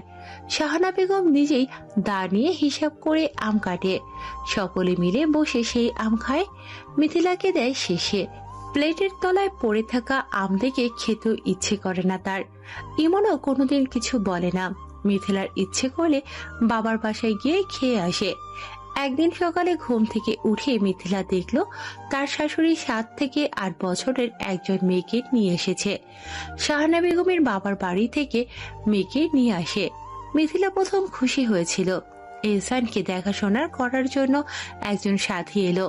মিথিলা ভেবেছিল মেয়েটাকে সে পড়াশোনা করিয়ে বড় করবে, ভালো একটা ছেলে দেখে বিয়ে দিয়ে দেবে। মিথিলা মেয়েটার মাথায় হাত রাখলো। মেয়েটার মাথায় ছোট ছোট চুল ছিল, গায়ে ছিল ময়লা কাপড়, 2 হাতে 3টা করে চুড়ি দিয়ে রেখেছে। মিথিলার থেকে মেয়েটাকে নিজের কাছে নিয়ে শাহানা বেগম বলল, ওর নাম সাদিয়া। ওরা আমি একেবারে নিয়ে আসছি, আমার সব কাজও করব। তুমি আমার কিছুই ধরবা না। মিথিলা অবাক হলো, নিচু স্বরে বলল, এসব কি বলছেন আম্মা? আমি আপনার কাজ না করলে কেমনে হবে? তোমার এখন জবান যেমনে চলে, কয়েকদিন পর তোমার পা ধরে থাকতে হইব। আমি ওইসব পারবো না। তোমার উপর আমার ভরসা নাই। বুড়া বয়সে এই মাইয়াই আমারে দেখব। মিথিলা বলল, আমি আপনার একমাত্র ছেলের বউ, মানুষ নানান কথা বলবে তো। গরম দুধ বাটিতে ঢাললেন শাহানা বেগম। 4 টুকরো পাউরুটি হাতে নিয়ে সাদিয়ার সামনে রাখলেন। সাদিয়ার উদ্দেশ্যে বললেন, পুরোটা খাবি। ঘরে বিস্কুট, চানাচুর, নিমকি কোনো কিছুরই অভাব নেই। যখন যা ইচ্ছে নিয়ে খাবি। মিথিলার প্রশ্নের উত্তর দিল না শাহানা বেগম। ঘর থেকে বের হয়ে গেলেন। পরদিন সকালবেলা মিথিলা দৈনন্দিন কাজের মতো কাজ করছে। শাহানা বেগম সকালে ঘুম থেকে ওঠেন। আজ উঠলেন বেলা করে। চোখ খুলে বিছানায় পড়ে রইলেন। মিথিলার শ্বশুর শাশুড়ি দুজনই ডায়াবেটিসের রোগী। সকালবেলা রুটি বানাতে হয় তাদের জন্য। প্রতিদিন 9টা থেকে 10টা রুটি বানায় মিথিলা। নিজের জন্য ভাত রান্না করে সে। আজও রুটি বানিয়েছে সে। ঘরে রুটি নিয়ে প্রবেশ করতেই শাহানা বেগম বলে উঠলেন, সাদিয়ার ক্ষুধা লাগছে, রুটি দাও ওরে, খেয়ে আমার সাথে খেতে যাবে। মিথিলা হাসি মুখে ডাল নিয়ে রুটি খেতে দিল। মেয়েটা খাচ্ছে। অবাক করার বিষয় হলো মেয়েটা একসাথে 3টে রুটি খেয়ে 4 নাম্বার রুটিতে হাত দিয়েছে। এত ছোট মেয়ের খাওয়ার অবস্থা দেখে কথা হারিয়ে ফেললো মিথিলা। সে বারান্দায় দাঁড়িয়ে ডাকলো, এই সাদিয়া, আর খেও না, একটু পর ভাত খেও, আসো। সাদিয়া উঠে আসলো না, উল্টো শাহানা বেগমের কাছে নালিশের সুরে বলল, অন্যান্য আমারে খেতে দেয় না। শাহানা বেগম তেতে উঠলেন, গলা উঁচু করে বললেন, এই মায়াডারে বউটা আজই বাড়ি থেকে বের করে দিব। বউটা আমার সুখ দেখতে পারে না। মিথিলা কি ভেবে নিষেধ করেছিল শাহানা বেগম কি ভাবলো? রুটি খেয়ে ফেললে তারা খেত কি? মিথিলা কিছু বলল না। নতুন মেয়ের সামনে নিজেকে খারাপ বানাতে চায় না। কথিত আছে যার জন্য কড়িচুরি সেই বলে চোর। প্রায় 1 ঘন্টা পর শাহানা বেগম খেতে বসলেন। রুটি কম পেলেন। মিথিলাকে তখন ডেকে বললেন, রুটি খাইতে মন চাইলে বেশি কইরা বানাইবা। নিজে পেট ভরে খেয়ে 2টা রুটি কেমনে রাইখা দিলা? মিথিলা প্রতিবাদের সুরে উত্তর দিল, সকালে আমি ভাত খাই আম্মা, আপনি ভুলে গেলেন? রুটিতে নতুন মেয়েটা খেলো। ও আল্লাহ গো, তোমার পেটে এত হিংসা! মেয়েটাকে আনলাম একদিনই হয়নি, এখনই শুরু করছো? মিথিলা হাজার কথা বলেও শাহানা বেগমকে বিশ্বাস করাতে পারল না। নানান যুক্তি দাঁড় করিয়ে মিথিলাকে চুপ করিয়ে দিল। শাহানা বেগমের ব্যবহার দিন দিনে খারাপ হতে লাগলো। সাদিয়া ও মিথিলার সাথে উল্টোপাল্টা আচরণ করতে শুরু করলো। শাহানা বেগম যেভাবে ধমক দিয়ে কথা বলে সেভাবেই ধমক দিতে থাকলো। মিথিলা মাঝে মাঝে চুপ করে থাকে, আবার মাঝে মাঝে সাদিয়াকে 2-1টা কথা শুনিয়ে দেয়। কিছুদিন পর দুপুরবেলা মিথিলা রান্না করছিল। শাহানা বেগম আম কাঁঠাল নিয়ে বসলেন বারান্দায়। সাদিয়াকে পাশে বসালেন। বারান্দা পেরিয়েই রান্নাঘর। মিথিলা সেদিক দিয়ে আসা যাওয়া করে থাকে। এহসানকে দোলনায় শুয়ে দিয়ে রান্না করছে মিথিলা। শাহানা বেগম আম কেটে সাদিয়াকে খাওয়াচ্ছেন। মিথিলা ইতিমধ্যে 7-8 বারের মতো আসা যাওয়া করল। শাহানা বেগম একবারের জন্য মিথিলাকে খেতে বলল না, উল্টো মিথিলাকে দেখিয়ে দেখিয়ে সাদিয়ার হাতে আম দিয়ে বললেন, আমার কোনো মেয়ে নাই, তুই আমার মেয়ে, খা, বেশি বেশি খা। মিথিলার কেন যেন খুব কষ্ট লাগলো। চোখ দিয়ে কয়েক ফোঁটা পানি পড়ল। সে বিড়বিড় করে বলল, আমাকে এত যত্ন করে কোনোদিনও খাওয়ার নাই আম্মা। আমাকে মেয়ে ভাবলে আজ আমাদের সম্পর্ক অন্যরকম থাকতো। আজকাল মিথিলা নিজের মধ্যে বেশ পরিবর্তন খেয়াল করল। আগের মতো চোখের পানি ফেলে না সে। শাশুড়ির কটু কথাও হেসে উড়িয়ে দেয়, কেননা সে যতই কষ্ট পাবে তার শাশুড়ি ততই জ্বালাবে। এতদিনে বুঝতে পেরেছে সে, নরম তুলতুলে মেয়েদের সবাই পিষে দিতে চায়। বিয়ের এত বছর পর মিথিলা বুঝতে পারল মিথিলাদের মতো মেয়েদের জীবন এত সহজভাবে চলতে থাকবে, সেটা ভাবা বোকামি। শাহানা বেগমের আনা মেয়েটা ওনার মতোই সারাদিন মিথিলার সাথে থেকে তার দোষগুলো খুঁজে বের করবে। শাহানা বেগম বাড়িতে ফিরলে গড় গড় করে সব বলবে। শাহানা বেগম কি আর তখন বসে থাকবে? মিথিলার 2-4টে কথা শুনিয়ে শান্তি পেলে। বিকেল বেলায় মিথিলা এহসানের সাথে খেলছিল। তখন ইমন বাসায় আসলো। এই সময়ে ইমনকে দেখে বিশেষ প্রতিক্রিয়া দেখালো না সে। আগের মতোই খেলতে লাগলো। ইমন একটি চিপসের প্যাকেট ও একটি ডাল ভাজার প্যাকেট বিছানার উপর রাখলো, কিন্তু কিছু বলল না। ও বাবা বলে ছেলেকে কোলে নিয়ে কিছুক্ষণ আদর করে আবার চলেও গেল।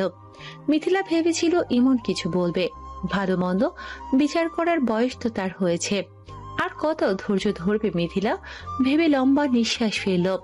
মিথিলার প্রতিবেশী দেবরের বিয়ে হয়েছে, বছর 6 মাস হবে। মেয়েটার নাম সেলিনা। ব্যবহার তার খুবই মিষ্টি। দেখা হলে ভাবি ভাবি বলে মুখ ভরে ডাকে। মেয়েটার সাথে কথা বলে মিথিলারও ভালো লাগে। শাহানা বেগম আর চোখে দেখে শুধু কিছু বলে না, সময় হলে যে সে কিছু বলবে সেটাও জানা মিথিলার। ইমন চলে যাওয়ার পর সেলিনা আসলো। মিথিলা দাঁড়িয়ে সেলিনাকে বসে নিজেও বসে পড়ল। শুরু হলো সাংসারিক আলাপ। বিবাহিতা নারীরা 3-4 জন একত্রিত হলেই খেজুরে আলাপ শুরু করে, যার মধ্যে অধিকাংশই সংসার অথবা স্বামী শাশুড়ি জাতীয় হয়। গল্প করার এক ফাঁকে সেলিনা ইতস্তত ভাবে বলল, আপনাকে একটা প্রশ্ন করে ভাবি। মিথিলা সরল মুখে বলল, হ্যাঁ বলো। বিয়ের পর কারণ ব্যতীত কি প্রতিদিন ফরজ গোসল করতে হয়? মিথিলা থমকে গেল। একটা সময় সেও এমন পরিস্থিতির শিকার হয়েছিল। বিয়ের 1 মাস যেতে না যেতেই শাহানা বেগম সরাসরি বলেছিল, পড়ালেখা জানা মায়া হইয়াও এটা জানো না যে সকাল সকাল ফরজ গোসল করতে হয়?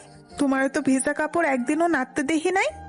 মিথিলা লজ্জায় নিচু স্বরে বলেছিল, আমি রাতেই গোসল করে ফেলি আম্মা।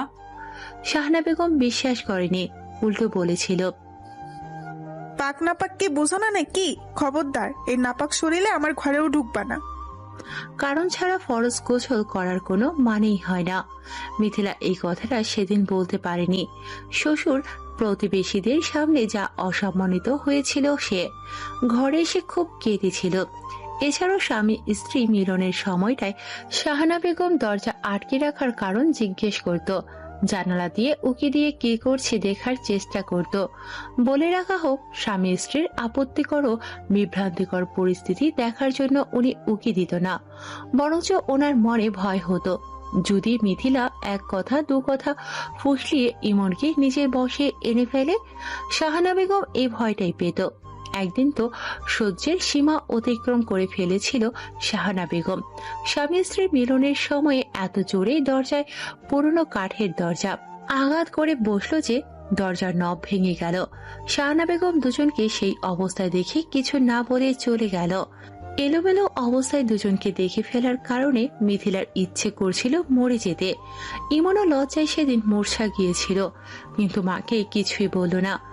এখন মিথিলা ভয় পায় না, তবে একটা কাজ করে সে, যেহেতু তার শাশুড়ির ছেলেও ছেলের বউয়ের ব্যক্তিগত বিষয় জানতেও আগ্রহী। মিথিলা শাহানা বেগমকে লজ্জায় ফেলতে ইচ্ছে করে শাশুড়ির উপস্থিতির আভাস পেয়ে সকালে ভেজা কাপড় দড়িতে মেলে দিয়ে আসে। এতেই শাহানা বেগম শুধু মুখ ফুলিয়ে বসে থাকে। অতীতের কথা ভেবে অন্যমনস্ক হয়ে গিয়েছিল মিথিলা। সেলিনার ডাকে ধ্যান ভাঙে। সে হাসি মুখে উত্তর দিল, তা করতে যাব কেন বোকামে? আমার শাশুড়ি তো বলে করতে। মিথিলা বর্তমানে যেই কাজটা করে সেই বুদ্ধি দিল।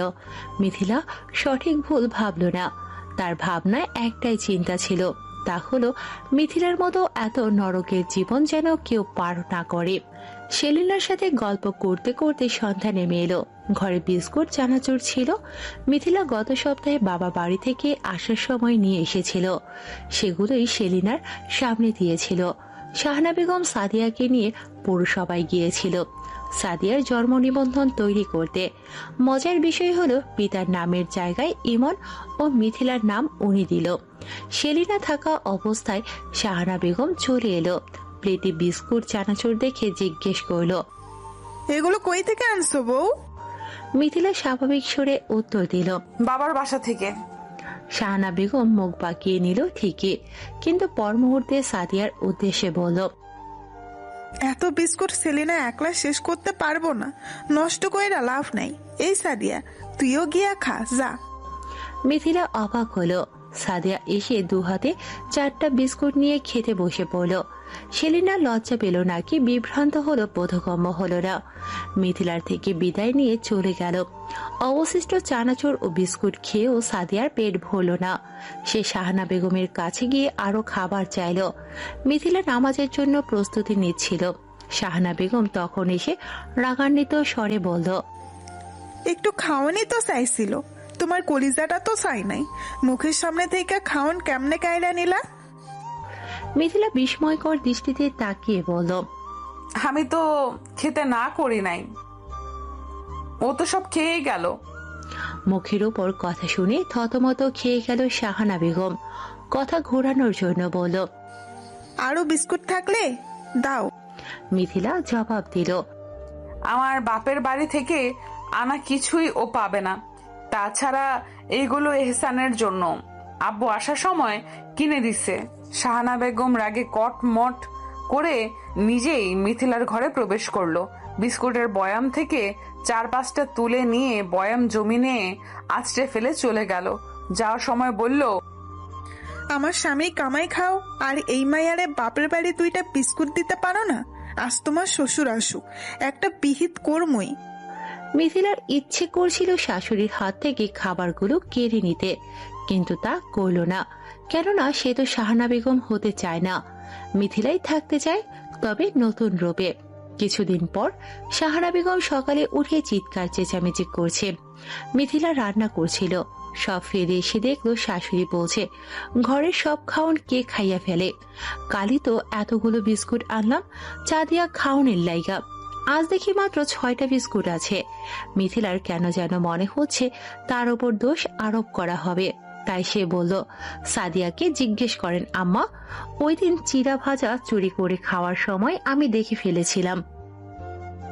ওই বউ, মিসা দোষ দিবা না। এইটুকু মাইয়া রাক্ষস নাকি যে সব বিস্কুট খাইয়া ফেলবো?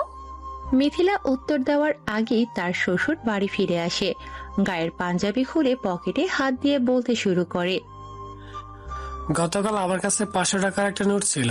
মাগরিবের সময় মসজিদের দান বক্সে টাকা দেওয়ার সময় ভাঙতি করছিলাম। সন্ধ্যার পর মোট 2 কাপ চা খাইছিলাম। 2টা 200 টাকার নোট, 50 টাকার নোট আর বাকি 10 টাকা ছিল 4টা। আজ রিক্সা ভাড়া দিতে গিয়ে দেখি 200 টাকা 50 টাকার নোট আছে, কিন্তু ভাঙতি টাকাগুলো নাই। ওই মনে মা, তুমি নিছিলা টাকা? শাহানা বেগমের এমনিতেই মাথায় রাগ ছিল, উনি দিলেন মিথিলার শ্বশুরকে ধমক। রাইতে কি সিনেমা দেখবার যাইতাম যে আপনার পকেট থেকে টাকা চুরি করমা? খুঁজে দেখেন, পাইয়া যাইবেন। শ্বশুর শাশুড়ির কথোপকথনের মাঝে মিথিলা লক্ষ্য করলো সাদিয়া চুপ করে এক কোণায় দাঁড়িয়ে আছে। মিথিলা যা বোঝার বুঝে গেল। সে শাহানা বেগমের ঘরে ঢুকে সাদিয়ার জিনিসপত্রে হাত দিল। এদিকে শাহানা বেগম চিল্লিয়ে যাচ্ছে, সাদিয়ার কাপড় হাতাও কেন? ও কি চুরি করছে? মায়াডারে বাড়ি আনার পর থেকে বউটা দেখতে পারে না। মিথিলা বিশেষ কিছু পেল না, তবে তার ঘরের ক্লিপ ব্রেসলেট ঠিকই পেল। মিথিলার হাতে সেগুলো দেখার পর শাহানা বেগম বলল, তুমি নাকি দিছো? মিথিলা বলল, না। ইতিমধ্যে ইমনের ঘুম ভাঙল। বাইরের শোরগোল শুনে ছেলেকে কোলে নিয়ে এসে এসব দেখে বলল, ওর স্কুল ব্যাগে দেখো গো মিথিলা। আমার 5 টাকার একটা কয়েনও জায়গা মতো নেই। ও যে নেয় আমি দেখেছি। মিথিলা তাই করলো। ব্যাগে হাত দিয়ে শ্বশুরের সব টাকা বের করলো। শাহানা বেগম ঝি বলে বেধম পিটালো সাদিয়াকে। সকলে বুঝতে পারল সকল চুরির পেছনে ওরই হাত রয়েছে। মিথিলা শাশুড়িকে থামালো না, বরং শুনিয়ে শুনিয়ে বলল, পরের জন্য গর্ত খুলে নিজেরই সেই গর্তে পড়তে হয় মা। আপনি আমার ক্ষতি করার জন্য মেয়েটাকে বাড়িয়ে নিয়ে নিজের সম্পত্তি ধ্বংস করলেন। শাহানা বেগমের আনা মেয়েটা চলে গিয়েও গেল না। এবারের মতো ক্ষমা করে দিলেন শাহানা বেগম। মিথিলা লম্বা নিঃশ্বাস ত্যাগ করা ছাড়া কিছুই করতে পারল না। তবে মিথিলার জীবনে স্বামীর সুখ চলে আসলো। এমনটা কিভাবে যেন পাল্টে গেল। শাহানা বেগম এখন একদিকে কথা শুনিয়ে চলে গেলে ইমন অপরদিকে এসে মিথিলাকে সান্ত্বনা দিতে শুরু করতে থাকলো। মিথিলার মনে হলো এ বুঝি সুখের মুখ দেখা হবে তার। ইমন তখনও বেকার, চাকরি করার ধৈর্য নেই। ব্যবসা করতে গেলে টাকার প্রয়োজন পড়ে। শাহানা বেগম ও তার স্বামী বেঁচে থাকা অবস্থায় ইমনকে ব্যবসা করার জন্য টাকা দেবে না। মিথিলাও এই সময় বাবা বাড়ি থেকে সম্পত্তির ভাগ আনবে না। ইমন আজ ভালো আছে, টাকা পেলে যদি আগামীকালই আগের মতো হয়ে যায়, শেষে তো মিথিলার এবারেও কিছু থাকবে না, ওইবারও কিছু থাকবে না। মিথিলা পড়াশোনায় ভালো ছিল, সে ভাবতো নিজেই কিছু করবে। এভাবে তো আর চলবে না। এহসানও বড় হচ্ছে, এখনই আধো আধো বলিতে এটা সেটার আবদার করে। ইমনের কাছে তো টাকা নেই, সে চাইলেও সন্তানের আবদার পূরণ করতে পারে না। মিথিলা আশেপাশের কিন্ডারগার্টেন স্কুলে ও মাদ্রাসায় চাকরি খুঁজতে লাগলো। একটা সময় চাকরি পেয়ে গেল। কিন্ডারগার্টেন থেকে মাদ্রাসার চাকরি সঠিক মনে হলো। মাত্র 3000 বেতনে সে চাকরি করা শুরু করলো। সকাল 8টা থেকে দুপুর 1টা পর্যন্ত ক্লাস করতে থাকলো মিথিলা। এই সময়টাতে এহসানকে নিজের কাছেই রেখে দেয়, ছেলেকে কোলে নিয়ে ক্লাস করায়। মিথিলার চাকরির কথা শুনে মনে প্রশ্ন আসলো না যে শাহানা বেগম এত সহজেই মিথিলার চাকরি করা মেনে নেবে। উত্তর বলা হোক। ফজর নামাজের পর মিথিলা সারাদিনের রান্না ও সংসারের টুকটাক কাজ করে মাদ্রাসায় যায়। কাজ যেহেতু হয়ে যায়, এতে শাহানা বেগম কিছু বলার সুযোগ পায় না। মিথিলার দিনকাল এভাবেই অতিবাহিত হতে লাগলো। চাকরি করার পাশাপাশি কয়েকজন ছাত্রছাত্রী প্রাইভেট পড়াতে শুরু করলো। এতে করে মাসে 6 থেকে 7,000 টাকা চলে আসতো। মিথিলা প্রথম বেতন পেয়ে মিথিলা তার বাবা, নানা ও শ্বশুরের জন্য লুঙ্গি কিনে আনলো। শাশুড়ির জন্য গজ কাপড় কিনলো।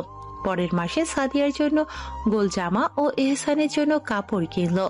মিথিলা ভেবেছিল শাহানা বেগম কাপড় পেয়ে খুশি হবেন, কিন্তু না, শাহানা বেগম মুখ ফুলিয়ে রাখলেন। মিথিলা তৃপ্তি তখন পেল যখন শুনতে পেল তার নানা খুশিতে চোখ ভিজে গেছে। পরের দিনই নাকি ওই লুঙ্গি পরে নামাজ পড়েছে, আর মিথিলার বাবা নাকি লুঙ্গি দেখে খুব খুশি হয়েছে। মিথিলা এইটুকুতেই শান্তি পেল। ইমনের জন্য পাঞ্জাবি কিনতে চেয়েছিল মিথিলা, কিন্তু ইমন নিষেধ করে দিল। সে বলল, বিয়ের পর শখ করে হলেও তোমাকে কিছু কিনে দিতে পারিনি। এই টাকাগুলো দিয়ে তোমার শখ পূরণ করো। মিথিলার মন তবুও মানেনি। সে ভেবে নিল ইমনের প্রয়োজনীয় জিনিসটাই সে একদিন না একদিন কিনে দেবে। মিথিলার জীবন ভালোই চলছিল। শাহানা বেগম আগের মতোই নতুন করে মিথিলার পিছু লাগার কারণ খুঁজে পেল। সকালবেলা মিথিলা রান্না করে রেখে যায়, সেই খাবার নাকি উনি খেতে পারে না, তাই মিথিলাকে দুপুরের খাবার রান্না করতে নিষেধ করে দিল। কয়েকদিন শাহানা বেগম রান্না করলেও পরবর্তীতে মিথিলা দুপুরে আসলে দুনিয়ার কথা বলতে শুরু করলো। আমার বয়স হইছে, কত আর কাজকর্ম, সারাদিন কাজ করতে করতে শরীরটা ভেঙে আসে। দুপুরে মাছ আনলে কাটন লাগে, আবার রান্নাও করণ লাগে। আমি তো কামের বেটি, বউ রাজরানীর মতো চাকরি কইরা খাইব আর আমি কামলা দিমু। মিথিলা লম্বা নিঃশ্বাস ফেলে পরদিন রান্না করে গেল, এসে দেখে সেই খাবার এভাবেই পড়ে আছে। শাহানা বেগম যেগুলো রান্না করেছেন সেগুলোই খাচ্ছে। কোনোদিন তো খাবার ফেলে দিত শাহানা বেগম। মিথিলা বুঝতে পারল তার চাকরি এত অশান্তির কারণ। একদিন তো ভাবে সে চাকরিটাই ছেড়েই দেবে, পর মুহূর্তে ইমন তাকে বোঝায় চাকরি না ছাড়তে। শাশুড়ি সারা জীবনে বলে আছে এবং বলবেই, তুমি চাকরি ছেড়ো না। এভাবেই সময় যেতে লাগলো। শাহানা বেগম কাগজে কলমে সাদিয়াকে নিয়ে আসলো। সাদিয়াও এ বাড়িতে সারা জীবনের জন্য থাকতে শুরু করলো। এহসানের বয়স এখন 3 বছর, কথা বলতে পারে। মিথিলা এখন আর সাথে নিয়ে যায় না, বাড়িতে রেখে যায়। মিথিলার শ্বশুরের আদেশ ছিল নাতিকে যেন বাড়িতেই রেখে যায়। মিথিলার সাংসারিক জীবনে আরেকটি তথ্য দেয়া হয়নি।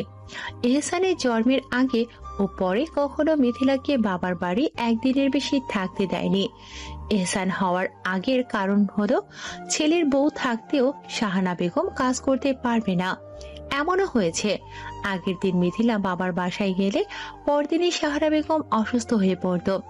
কখনো মাথা ঘোরাচ্ছে বলে বিছানায় পড়ে থাকতো, আবার কখনো শরীর ব্যথার কথা বলে বসে থাকতো।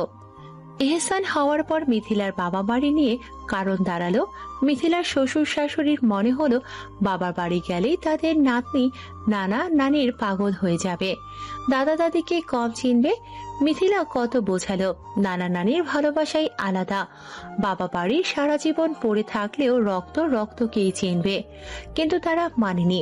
মিথিলা আগের দিন বিকেলে গেলে পরের দিন বিকেলে চলে আসে। এখন তো মিথিলা চাকরি করে, এখন চাইলেও বাবা বাড়ি যেতে পারবে না। মিথিলার শ্বশুর বাড়ির এলাকা নিচু এলাকা। বর্ষাকালে বাড়ির চারিপাশের ডোবাগুলো ভরে যায়, কিন্তু বাড়ি পর্যন্ত পানি আসতে পারে না। এবারের বর্ষাকাল মিথিলার জন্য কাল হয়ে এলো। টানা 3 দিন ধরে বৃষ্টি হলো, বাড়ির চারিপাশের ডোবাগুলো ভরে গেল। চতুর্থ দিনের মাথায় বাড়িতেও পানি উঠল। শুধু মিথিলার শ্বশুর বাড়িতে নয়, পুরো এলাকা পানিতে ডুবে গেল। সকালে ঘুম থেকে উঠে দ্বার খুলতে একটি বড় ঢেউ এসে শাহানা বেগমকে ফেলে দিল। ও মা গো বলে যখন আত্মচিৎকার করলো, মিথিলার ঘুম তখন ভাঙলো। দরজা খুলে পানি দেখে দিশেহারা হয়ে গেল মিথিলা। এহসানকে কোলে তুলে কান্না করতে থাকলো। এদিকে কয়েক মিনিটের মধ্যে হাঁটু সমান পানি উঠে গেল। সারা এলাকায় হাহাকার অবস্থা, এমন পানি কেউ কখনো দেখেনি। বাড়ি ছেড়ে তো চলে যাওয়া সম্ভব না। মিথিলা ভেবে নিল এহসানকে তার বাবার বাসায় রেখে আসবে। মিথিলার বাবার বাড়ি 3 তলা বিশিষ্ট, সেখানে পানি ওঠার সম্ভাবনা নেই। যেমন ভাবনা তেমন কাজই করলো মিথিলা। ছেলেকে ইমনের কাঁধে চড়িয়ে বলল, আমাদের জান আপনার কাছে দিয়ে দিলাম, ওকে সাবধানে দিয়ে আসেন। ইমন চলে যাওয়ার সময় বলল, আব্বা আমারে দেখে রাখো, অবস্থা খারাপ হইলে ওনাদেরও রাইখা আসমো। ইমন চলে যেতেই মিথিলা কাজে নেমে পড়ল। ওয়ার্ড্রবের সকল কাপড় বস্তায় ভরে উঁচু জায়গায় রাখলো। রিফ্রিজারের নিচে টি টেবিল সেট করে দিল। শাহানা বেগম মাথায় হাত রেখে আহজারি করে যাচ্ছেন। উনি সাদিয়ার কথা চিন্তা করছেন, এ পানিতে মেয়েটার কি হবে। মিথিলা একবার বলতে চেয়েছিল এহসানের সাথে চলে যেতে, পর মুহূর্তে সাদিয়ার স্বভাবের কথা মনে পড়ল। শ্বশুর বাড়িতে ইমনেরও একটা সম্মান আছে, সাদিয়া কিছু চুরি করলে ইমনেরই সম্মানে কমবে। শাহানা বেগম সাদিয়াকে তার মায়ের কাছে রেখে আসলো। বলা বাহুল্য সাদিয়ার মা আছে কিন্তু বাবা নেই। দুবেলা অনাহারেও একবেলা খেয়ে মহিলা পড়ে থাকে। মেয়ের মুখে এক মুঠো ভাত তুলে দেওয়ার সামর্থ্য নেই। শাহানা বেগম মেয়েটার কষ্ট দেখে নিজের সাথে নিয়ে আসলো। সাদিয়ার বাবাকে নিয়ে কখনো প্রশ্ন করলে সাদিয়ার মা একবার উত্তর দিল সাদিয়ার বাবা বেঁচে নেই, আরেকবার উত্তর দিল সাদিয়ার বাবা নাকি 3 মাসের পেটে রেখে চলে গেছে। মিথিলা একটা কথাও বিশ্বাস করল না। সাদিয়ার মা মাঝে মাঝে বাড়িতে আসে, মেয়েকে দেখতে আসার বাহানায় এক থালি ভাত খায়। খাওয়া নিয়ে মিথিলার সমস্যা নেই। মহিলাটা খাওয়ার পর ভদ্রতার খাতিরে প্লেট বাটিও গুছিয়ে রাখে না, এমনকি মেয়েকেও গোছাতে বলে না। মিথিলা এসে প্লেট বাটি পরিষ্কার করে। সাদিয়ার মা তখন বলতো, সাদিয়া এখন আপনার মেয়ে, কাপড় চোপড় পরিয়ে পুতুলের মতো সাজিয়ে রাখবেন, ঠিক আপনার ছেলের মতো। ভাবি, আপনার কি কষ্ট হচ্ছে? মিথিলা ভদ্রতার খাতিরে না বলতো, কিন্তু পরের বার থেকে সাবধান হয়ে গেল। সাদিয়ার মা বাড়িতে আসলে কাজের বাহানায় ব্যস্ত থাকতো। শাহানা বেগম সাদিয়াকে মায়ের কাছে রেখে আসলো। পানি তখন কোমর সমেত। ইমন এহসানকে রেখে চলে আসলো। মিথিলা দেখে তখন বলল, তুমি আসতে গেলে কেন? ইমন উত্তর দিল, বউকে ফেলে নিজে আরাম করার মতো কাপুরুষতা ছেড়ে দিয়েছি। বাঁচলে একসাথেই বাঁচবো, মরলে একসাথে। মিথিলা কিছু বলল না। ইমন ভালো হয়ে গেলেই ভালো। বিকেল পর্যন্ত পানি নেমে যাওয়ার কোনো নাম নিল না, এমনকি বাড়লও না। এহসান এখনো ছোট, মিথিলাকে ছাড়া এক রাত্রিও থাকতে পারে না। ইমন সিদ্ধান্ত নিল মিথিলাকে বাবার বাড়ি পাঠিয়ে দেবে। মিথিলা শুনে না করলো, কিন্তু ইমন মানল না। মিথিলাকে জোর করে পাঠিয়ে দিল। মিথিলা রাত কিভাবে পার করলো সেই জানে। পানি ওঠার কারণে রান্না বন্ধ। 3 জন মানুষ অনাহারে আছে। সকাল হতে মিথিলা রান্না করে শ্বশুর বাড়ির উদ্দেশ্যে রওনা দিল। ঘরে শুকনো খাবার ছিল। মিথিলার শ্বশুর ও শাশুড়ির ডায়াবেটিস আছে। শুকনো খাবার খেয়ে তারা দুর্বল হয়ে পড়ল। মিথিলা পৌঁছালো সকাল 8টায়। পানি দিয়ে আসতে সময় নিল 1 ঘন্টা। বাড়িতে এসে 3 জনকে খাবার পরিবেশন করে আবারও বাবার বাড়ি চলে আসলো। পানি থাকলো পুরো 1 সপ্তাহ। মিথিলা এই কয়েকদিন সকালে শ্বশুর বাড়ি আসতো আর বিকেলে ছেলের জন্য চলে যেত। পানি পুরোপুরি নেমে যাওয়ার পর ঘর বাড়ি পরিষ্কার করতে থাকলো নিজেই। এর মধ্যে সাদিয়ার মা মেয়েকে নিয়ে আসলো। শাহানা বেগম ভেবেছিল সাদিয়ার মা কাজকর্মে সাহায্য করবে, কিন্তু তার ভাবনা ভুল প্রমাণ করে 10 মিনিটের মধ্যেই চলে গেল। এবারে কিছু খেলো না। কেন খেলো না বুঝে আসলো তো। বাড়ির চারিপাশের পরিবেশ মোটামুটি ঠিক করে এহসানকে বাড়িতে নিয়ে আসলো মিথিলা। যথারীতি মাদ্রাসায় যাওয়া শুরু করলো। শাহানা বেগমের ঘরের কাজ কিছু বাকি ছিল। মিথিলা করতে চাইলে শাহানা বেগম কাজ করতে দিল না। তুমি মাদ্রাসায় যাও, অনেকদিন বাধা করছো, পরে বেতন কাহিটা দিব। শাশুড়ির এতদিন পর সুবুদ্ধি হওয়া দেখে মিথিলা খুশি মনে চলে গেল। কিন্তু বিপত্তি ঘটল যখন মিথিলা বাড়ি এসে শুনল সাদিয়া বাড়ি ছেড়ে পালিয়ে গেছে। মিথিলার মাথায় আকাশ ভেঙে পড়ল। ভাবনায় ভালো কিছুর পরিবর্তে খারাপটাই বেশি আসলো। যার মধ্যে একটি ভাবনা হলো, সাদিয়াকে কেউ যদি ধরে নিয়ে মেরে ফেলে তবে তাদের উপরই তো দোষ আসবে। টাকার জন্য সাদিয়ার মা পুলিশ কেস করবে, তখন মিথিলাদের কি হবে? মিথিলা মাদ্রাসা থেকে আসার 1-1.5 ঘন্টার মধ্যে সাদিয়ার মা সাদিয়াকে নিয়ে আসলো। মহিলার চোখ মুখ তখন দেখার মতো ছিল। পারলে মিথিলাদের 1-1 জনকে মেরে তক্তা বানিয়ে দিত। বাড়িতে ঢুকেই প্রথমে শাহানা বেগমের দিকে আঙুল তুলল সাদিয়ার মা। আমার মাইয়া ভাইকে কেলো কেন? আপনি এইটুকু মাইয়ারে দিয়ে সব কাজ করান, এই জন্য সাদিয়ারে আনছিলেন। এই পচা কাদর নাকি তারে দিয়া পরিষ্কার করতে চাইছিলেন, মাইয়া না করে দিয়েছে বলে মারলেন। কেমন মানুষ আপনি? শাহানা বেগম মাথায় হাত রেখে দাঁড়িয়ে রইলেন। তিনি বিষয়টা বোঝার চেষ্টা করতে লাগলেন। সাদিয়াকে মাথায় তুলে রেখেছিলেন তিনি। মেয়েটা মিথ্যে বলে এভাবে প্রতিদান দিল। মিথিলা শাশুড়ির কাছে এসে বলল, আম্মা, সব কাজ আমি করলাম, সাদিয়াকে কখন পরিষ্কার করতে বললেন? শাহানা বেগম মিথিলার কথার তালে তাল মিলিয়ে বললেন, বউ তো ঠিকই কইলো, এত ভারী কাম কি তোমার মাইয়া করতে পারবো? ওই তো শুয়া বইয়ের ঘরে টিভি দেখতেছিল। আমি কাজ করতে করতে শেষ একবারে আইসা উকিয়েও দিল না। সকাল 8টা থেকে 11টা পর্যন্ত টিভি দেখতেছে। তাই বইয়ের ঘরে নিয়ে বলছিলাম টিভি না দেখা সিদ্ধ আলু ছিলে দিতে, দিল না তো, বাড়ি থেকে চলে গেল। এই বউ কত, ওরে আমি কি ভারী কাজ করতে বলছি? মিথিলা সায় দিল, বলল, না আম্মা। সাদিয়ার মা সাদিয়ার দিকে তাকিয়ে বলল, কি রে, তোর দাদি সত্যি কইছে? সাদিয়ার এইটুকুন মুখখানা দেখে মিথিলা বুঝতে পারল যে সে মিথ্যে বলছে। এবার তার সাহস হলো। মিথিলা জানালো সেদিনের ঘটনা, যেদিন তার শ্বশুর শাশুড়ি ডাক্তার দেখাতে ঢাকা গিয়েছিল। সেদিন এহসানেরও অনেক জ্বর ছিল। সকাল 10টা বাজতে চলল, কিন্তু মিথিলা একটা কাজও করতে পারল না। এদিকে ঘরের থালা বাসন হাঁড়ি পাতিল এলোমেলো অবস্থায় ছিল। এহসানকে রেখে সে বিছানা ছেড়ে উঠতে পারল না 1 মিনিটের জন্য। ইমন সকালের নাস্তা বাহির থেকে আনতে গিয়েছিল। শাহানা বেগম বাড়িতে না থাকলে সাদিয়াই এবাড়ির রাজা, সাদিয়াই এবাড়ির রানী। নিজের স্বাধীন মোতাবেক চলাফেরা করে সে। শাহানা বেগম এই ক্ষমতা দিয়ে রেখেছে সাদিয়াকে। মিথিলা সেদিন বলেছিল হাড়ি পাতিলগুলো কলপারে রেখে আসার জন্য, আরো বলেছিল পাশের বাড়ির খালাকে খবর দেওয়ার জন্য, যেন আজ কাজগুলো করে দিয়ে যায়, বিনিময়ে টাকা দেবে। সাদিয়া কথা শুনল না। এহসানকে ঘুম পাড়িয়ে মিথিলা ঘর থেকে বের হয়ে থালা বাসন সেভাবেই পড়ে থাকতে দেখে নিজেই খালাকে ডাকতে চলে গেল। সাদিয়াকে 1000বার ডাকলেও সাড়া পেল না। সাদিয়া বাড়ি ছেড়ে চলে গেল। সেদিন ভাগ্য মিথিলার সহায় ছিল। পথিমধ্যে মিথিলার খালা শাশুড়ি সাদিয়াকে ধরে নিয়ে আসলো।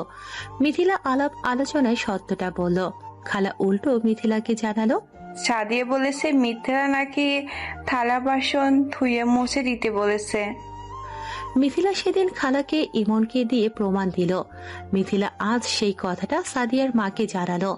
শাহানা বেগম অবশ্য সেদিন কিছু বলেনি, কিন্তু আজ চুপ থাকলো না, বলল, তোমার মায়ারে সব দিছি, 2 ঈদে দুইটা কইরা 4টা জামা কিনে দিছি, জুতা ঘড়ি সহ সব সাজগোজার জিনিস কিনা দিছি। আর কি করতাম তোমার মায়ারে? এই মায়ার স্বভাবই ভালো না, নয়তো আমার নামে মিথ্যা কথা কেমনে কয়? 1-2 কথাতে সিদ্ধান্ত হলো সাদিয়া চলে যাবে। এখানে থাকলে শাহানা বেগম তাকে মেরে ফেলবে, এমন অভিযোগ উঠল। মিথিলা আটকাল না, সে খুশি হলো। সাদিয়ার প্রতি শাহানা বেগমের ভালোবাসা হয়তো শত অপরাধ করলেও কমবে না। তিনি খুব চেষ্টা করলেন সাদিয়াকে আটকাতে। সাদিয়া তখন তার মাকে জানালো, আমার এখানে রাইখা গেলে আমার পালাইয়া যামু, এবার তোমার কাছে যামু না, 2 চোখ যেদিকে যাইব ওইদিকে চলে যামু। 8 বছরের একজন ছোট্ট বাচ্চার মুখে কথাটা শুনে মিথিলা কঠিন সিদ্ধান্ত নিল। শাহানা বেগমের অনুমতিও নিল না। সাদিয়ার জিনিসপত্র গাড়ি পট্টা বেঁধে বাড়ি থেকে বের করে দিল। অবশ্য এবার শাহানা বেগমের কথা না বলার পেছনে মিথিলার শ্বশুরের হাত রয়েছে। ভদ্রলোক ছিটছিটে স্বভাবের, নিজের ছেলেও নাতনি ছাড়া অন্য বাচ্চাদের দেখতে পারে না। তাছাড়া অন্যের খাওয়া দেখতে পারে না উনি। সাদিয়াকে নিজের পাশে বসিয়ে শাহানা বেগমের খাইয়ে দেওয়া পছন্দ হয় না তার। সাদিয়া এবার সত্যি সত্যি চলে গেল। মিথিলাও লম্বা নিঃশ্বাস ফেল। আপদ চলে যাওয়ার পরও বিপদ রয়ে গেল মিথিলার জীবনে। সেই বিপদটা আর কেউ নয়, শাহানা বেগম নিজেই। সাদিয়া চলে যাওয়ার পেছনে সম্পূর্ণ দোষ পড়ল মিথিলার ঘাড়ের ওপর। মিথিলা হাজার বোঝালেও বুঝল না তার শাশুড়ি। এদিকে মিথিলার চাকরির বয়স 1 বছর হতে চলল। সে নিজের জন্য একটি স্মার্টফোন কিনল, ছেলেকে রিমোট কন্ট্রোল গাড়ি কিনে দিল। মিথিলার এইটুকু জীবনে বিলাসিতা জীবন বলে আখ্যায়িত করল শাহানা বেগম। চাকরির জীবন বিষাদ করে তুলল। মিথিলা উপায়ন্তর না পেয়ে চাকরিটাও ছেড়ে দিল, কিন্তু প্রাইভেট পড়ানো চলতে থাকলো। এহসানের বয়স 4 বছর হতে চলল। মিথিলা ঘরে বসে ছেলেকে যতটুকু সময় পেল পড়াশোনা শেখাতে শুরু করলো। আজকাল শাহানা বেগমের কথার ধার ধারে না মিথিলা। ইমনও ফুল সাপোর্ট করে তাকে। সে এখন একটি গার্মেন্টসে চাকরি করে। মিথিলার জীবন সুখ আর সুখ। একদিন দুপুরবেলা শাহানা বেগম মিথিলাকে ডাকলেন। ওনার হাতে 1000 টাকার বান্ডিল। মিথিলা কখনো শ্বশুর বাড়িতে এসে এত টাকা একসাথে দেখেনি, দেখবে বা কিভাবে। মিথিলার শ্বশুর অল্প টাকা গোনার সময় ভুল করে মিথিলা ঘরে ঢুকে গেলে পেছনে ফিরে যায়, নয়তো টাকা লুকিয়ে ফেলে। মিথিলা তাই টাকার কথা উঠলে দূরে দূরে থাকে। শাহানা বেগম মিথিলাকে বান্ডিল ধরিয়ে দিয়ে বলল, বউ 12,000 টাকা আলাদা করো তো। মিথিলা জানতে চাইল কেন, কিন্তু শাহানা বেগম উত্তর দিল না। বিকেলে কোনো কিছু না বলে শাহানা বেগম ওনার বাবার বাড়ি চলে গেল। মিথিলা শাহানা বেগমের এহেন কাজে অভ্যস্ত, কাউকে কিছু না বলে যেখানে ইচ্ছে সেখানেই চলে যায়। এভাবে মিথিলার জীবন চলতে লাগলো। কিছুদিন পর মিথিলা বেশ অসুস্থ হয়ে পড়ল। শরীর জ্বালা পোড়া, বমি বমি ভাব, মাথা যন্ত্রণা ইত্যাদি সমস্যা দেখা দিতে শুরু করলো। মিথিলা ভেবেছিল সে দ্বিতীয়বারের জন্য হয়তো মা হবে, কিন্তু না। অল্প কয়েকদিনের মধ্যে মিথিলা বিছানায় পড়ে গেল। ডাক্তার দেখিয়েও তার সমস্যার সমাধান হলো না। এখন ইমনকেও সহ্য হয় না মিথিলার। কোনো কারণ ছাড়াই চিল্লানো শুরু করে ইমনের উপর। সবকিছু অসহ্য লাগে মিথিলার। এহসানকেও দূরে দূরে রাখে। এই সময়ে শাহানা বেগম ভালো দাদির দায়িত্ব পালন করা শুরু করলো। এহসানের খাওয়া, গোসল থেকে শুরু করে দিনের বেশি সময় নাতির সাথে কাটানো শুরু করলো। ইমনের সাথেও ভালো ব্যবহার শুরু করলো। যেমন মাসের খরচ থেকে এক্সট্রা টাকা দিতে থাকলো ছেলেকে। ছেলের পছন্দের খাবার রান্না করে সামনে বসিয়ে খাওয়ানো। মিথিলার এখন এসব দেখার সময় হয় না, তার কিছুই ভালো লাগে না। মিথিলার অসুস্থতার জন্য তাকে বাবা বাড়ি নিয়ে আসলো ইমন। শাহানা বেগম এহসানকে নিজের কাছেই রেখে দিল। ইমনকে যাওয়ার সময় বলল, বইয়ের অসুখ, নিজেকে সামলাতে পারে না, ছেলেকে সামলাইবো কেমনে? তুই বরং বউরে রেখে চলে আয়, দাদা ভাইকে আমি একা সামলাতে পারবো না। মিথিলার নিষেধ করারও শক্তি রইল না। এহসানকে রেখে বাবার বাড়ি চলে গেল। ইমন ছেলের জন্য মিথিলাকে রেখে চলে গেল। নিজের ঘরে শুয়েছিল মিথিলা। মিথিলার মা মেয়ের জন্য ঝাল ঝাল ডালের বড়া বানাচ্ছেন। মিথিলার শরীর এতটাই দুর্বল হতে থাকলো, এক গ্লাস পানি নিজের হাতে নিয়ে পান করবে সেই শক্তিও পেত না। মিথিলাকে দেখতে তাদের একজন ভাড়াটিয়া মহিলা এলো। মিথিলার করুণ অবস্থা দেখে মিথিলার মাকে বলল, ভাবি, মিথিলাকে ভালো কবিরাজ দেখান, ওকে দেখে মনে হচ্ছে কেউ কালো জাদু করেছে। মিথিলার অসুস্থতা বেড়ে যাচ্ছিল দেখে তার মা একজন হুজুরের কাছে নিয়ে গেল। হুজুর মিথিলার সমস্যা শুনে কিছু পড়লেন, সময় নিয়ে জানালেন মিথিলার উপর কালো জাদু করা হয়েছে, কিন্তু কে করেছে জানালেন না। এমনটা হয়ে থাকে, যে কালো জাদু করে তার নাম জানানো হয় না। মিথিলার মা জিজ্ঞেস করেছিল কি দিয়ে করা হয়েছে এবং কোথায় করা হয়েছে। উত্তরে বলল, মিথিলা শ্বশুর বাড়ির একটি ছোট্ট গাছের নিচে তাবিজ আছে, তার মধ্যে মিথিলার কালো রঙের ওড়নার কিছু অংশ আছে। এটো ভাত মাথার চুল দিয়ে করা হয়েছে। মিথিলার অসুস্থতার জন্য পানীয় তেল পড়া দিল, সাথে একটি তাবিজও দিল। হুজুর মিথিলার সাথে তার শ্বশুর বাড়ি এসে বলা গাছটির নিচে তাবিজ পেল এবং বলা অনুযায়ী জিনিসপত্র পেল। মিথিলা শ্বশুর বাড়ি ফিরে এলে কালো ওড়না থেকে কিছু অংশ ছেঁড়া পেল। সে বুঝে গেল এই কাজটা কার। মিথিলা শাশুড়ির ঘরে গিয়ে চিৎকার করে বলল, আমাকে বলে কয়ে লাভ হয়নি বলে কালো জাদু করলেন? আম্মা, আপনিও তো মেয়ে মানুষ, আমার সাথে আপনার কিসের এত শত্রুতা? আমাকে শেষ করার জন্য এত জঘন্য কাজ করলেন। শ্বশুরের সামনে জিনিসপত্রগুলো রেখে কান্না করতে থাকলো মিথিলা। শাহানা বেগম বুঝতে পারলেন ওনার স্বামী ও ছেলের কাছে এখনই খারাপ হয়ে যাবেন। তিনি মিথিলার হাত ধরে বললেন, এসব কি বলতাছো বউ?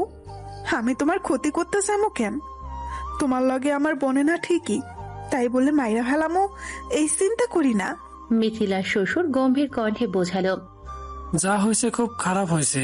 আমার বংশের বাতি যে দিচ্ছে তার ক্ষতি আমি চাই না। বউ আমার, ছেলের বউ আমাদের, দুজনে মিলেমিশে থাকতে না পারলে আলাদা করে দিব। শাহানা বেগম আলাদার কথা শুনে বুকে চাপড় দিতে দিতে আহাজারি করতে থাকলো। আমার একটা মাত্র ছেলে, আলাদা হওয়ার থেকে মরণই ভালা। শাশুড়ির নাটক দেখে ইমন মিথিলার কিছু বলার বাকি রইল না। তবে এই বিষয়ের উপর বিচার বসবে এই প্রত্যাশা দিল মিথিলার শ্বশুর। মিথিলার 1 বছরের চাকরি শেষ হতে আরো 1 মাস বাকি আছে। বিয়ের পর হানিমুন দূরের কথা, দূরপাল্লার ভ্রমণের সুযোগ হয়নি তাদের। ইমনও কখনো ঘুরতে যেতে রাজি হয়নি, কারণ তার টাকা পয়সা। মিথিলার 1 বছরের চাকরি শেষ হতে আরো 1 মাস বাকি আছে। বিয়ের পর হানিমুন দূরের কথা, দূরপাল্লার ভ্রমণের সুযোগ হয়নি তাদের। ইমনও কখনো ঘুরতে যেতে রাজি হয়নি, কারণ তার টাকা পয়সা। মাসিক খরচ যেটা দেয়া হয় তা হাত খরচেই চলে যায়। এবার ইমন সেখান থেকে 3 মাসে অল্প অল্প টাকা জমালো। মিথিলাও একই কাজ করলো। বিগত 3 মাসের 1 টাকাও খরচ করলো না। দুজনের টাকা মিলিয়ে মোটামুটি অ্যামাউন্ট আসলো। তা দিয়ে কক্সবাজার যাওয়ার পরিকল্পনা করলো। শাহানা বেগমের আচরণ ভালো হবার নয়। মিথিলা যোগ্য জবাব দিয়ে দেয় বলে এখন মুখে কিছু বলে না, তবে সুযোগ পেলে কাজ করে দেখায়। কক্সবাজার যাওয়ার কথা শোনার পর থেকেই মুখ ফুলিয়ে রেখেছেন শাহানা বেগম। আর 1 সপ্তাহ পর তারা কক্সবাজার যাবে। এমন টিকিট কেটে এনে যখন মিথিলাকে দেখালো, তখন মিথিলার মনে হলো আরো কিছু পয়সা হলে ভালোভাবে ঘোরা সম্ভব হবে। শ্বশুর বাড়ি থেকে টাকা দেবে তা ভাবাও বোকামি। মিথিলা ভাবলো তার মায়ের কাছ থেকে কিছু টাকা নিয়ে আসবে, কিন্তু শাহানা বেগমকে জানালে উনি কখনো যেতে দেবে না। তাই সে বুদ্ধি বের করলো। মিথিলা তার মাকে ফোন করে বলল যেন তার শাশুড়ির কাছ থেকে বাবা বাড়ি যাওয়ার জন্য দেয়া হয়। মিথিলার মা ফোন করলো ঠিকই, কিন্তু ভুল সময়ে। শাহানা বেগম তখন গোসল করছিল। মিথিলার শ্বশুর ফোন রিসিভ করলো। মিথিলার মা মেয়েকে একদিনের জন্য বাড়ি যেন আসতে দেয় তার অনুমতি চাইল। মিথিলার স্বামী তার শ্বশুর বলল, আচ্ছা বিকালে যাবে না? অনুমতি পেয়ে মিথিলা সময় নষ্ট করলো না। এহসানের কিছু কাপড় গুছিয়ে নিল। 3টার মধ্যে মিথিলার মেজো বোন নিতে চলে আসলো। ইমন শ্বশুর বাড়িতে যায় না, লজ্জায় নাকি অস্বস্তিতে তা সেই জানে। ইমনের সাথে আলোচনা করে মিথিলা বাবা বাড়ি যাওয়ার সিদ্ধান্ত নিয়েছে। শাহানা বেগম দুপুরের খাবার খেয়ে মিথিলার মেজো বোনকে বসে থাকতে দেখে প্রশ্ন করলো, ও আসছে কেন? আমাকে নিয়ে যেতে। আব্বাকে তো মা ফোন করে বলেছিল। শাহানা বেগমের 4 দিন হলো ঠান্ডা লেগেছে। মিথিলা ওষুধ সেবন করার কথা বললেও ওষুধ নেননি তিনি। মিথিলা বাবার বাড়ি 1 রাতের জন্যই যেতে চাইছে, পরের দিন বিকেলে চলে আসবে। এতেও শাহানা বেগম অমত করতে থাকলো। সে মিথিলার কথা শুনে কপাল কুঁচকে অন্য ঘরে চলে গেল। গোছানো চেয়ার টেবিল সরিয়ে নিজেকে ব্যস্ত রাখার মিথ্যে চেষ্টা করলো যেন মিথিলা পুনরায় কিছু বলতে না পারে।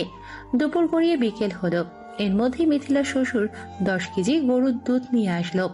মিথিলা সেগুলো গোছগাছ করার জন্য ধরলেই বুঝতে পারল অধিকাংশ দুধই বরফে ঢাকা। 4টা বড় বালতিতে পানি ভরে মিথিলা সেগুলো ডোবালো। শাহানা বেগম ঘরের কাজ শেষ করে সজিনা পাতা নিয়ে আসলো। মিথিলাকে বলল এগুলো ভেজে পাটায় পিষতে। মিথিলা তাই করলো।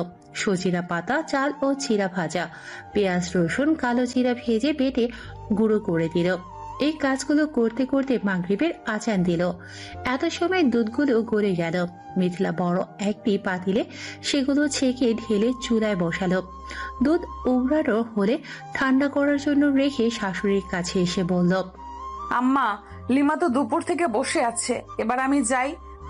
উল্লেখ্য শ্বশুরকে বাদ দিয়ে শাশুড়ির অনুমতি নেওয়ার কারণ হলো মিথিলার বাবা বাড়ি গেলে শাহানা বেগমে কোনো না কোনো ঝামেলা করে। এবারও করবে না তার গ্রান্টি কি? শাহানা বেগম অসন্তোষ হয়ে আস্তে করে উত্তর দিল, যাও। মিথিলা রেডি হয়ে ছেলে ও বোনকে নিয়ে রওনা দিল। ভর সন্ধ্যায় মেয়েকে আসতে দেখে মিথিলার মা খুব বকলো। বোরকা খুলে মিথিলা হেসে সারাদিনের করা কাজের কথা জানালো। এহসানকে কোলে তুলে মিথিলার মা আদর করছিল। তখনই মিথিলার ফোনে কল আসলো। ইমন কল করেছে। বিকেলেই তো চলে যাওয়ার সময় বলেছিল, হয়তো ঠিকঠাক ভাবে পৌঁছেছে কিনা জিজ্ঞেস করবে। মিথিলা রিসিভ করলে ইমনের রাগান্বিত স্বর ভেসে আসলো, আমি কি তোমার ভরণ পোষণ দেই? যারা ভাত কাপড় দেয় তাদের অনুমতি ছাড়া বাপের বাড়ি গেলা কেন? মিথিলা অবাক হলো, এসব কি বলছি ইমন? মিথিলা বলল, আম্মা অনুমতি দিয়েছে, পরেই আসছি। কি হয়েছে? ইমনের কণ্ঠস্বর তখন ভার, হয়তো খুব কষ্ট পেয়েছে। পুরুষ মানুষ কাঁদতে পারছে না হয়তো। সে বলতে শুরু করলো, আম্মা একটু আগে আসছিল। আমি দোকানে বসেছিলাম প্রায় 20-25 জন মানুষের মাঝে। সেখানে এসে আমাকে বকা শুরু করলো। কি বলেন? আপনাকে বকলো কেন? ইমন চিল্লিয়ে বলল, তোমার জন্য।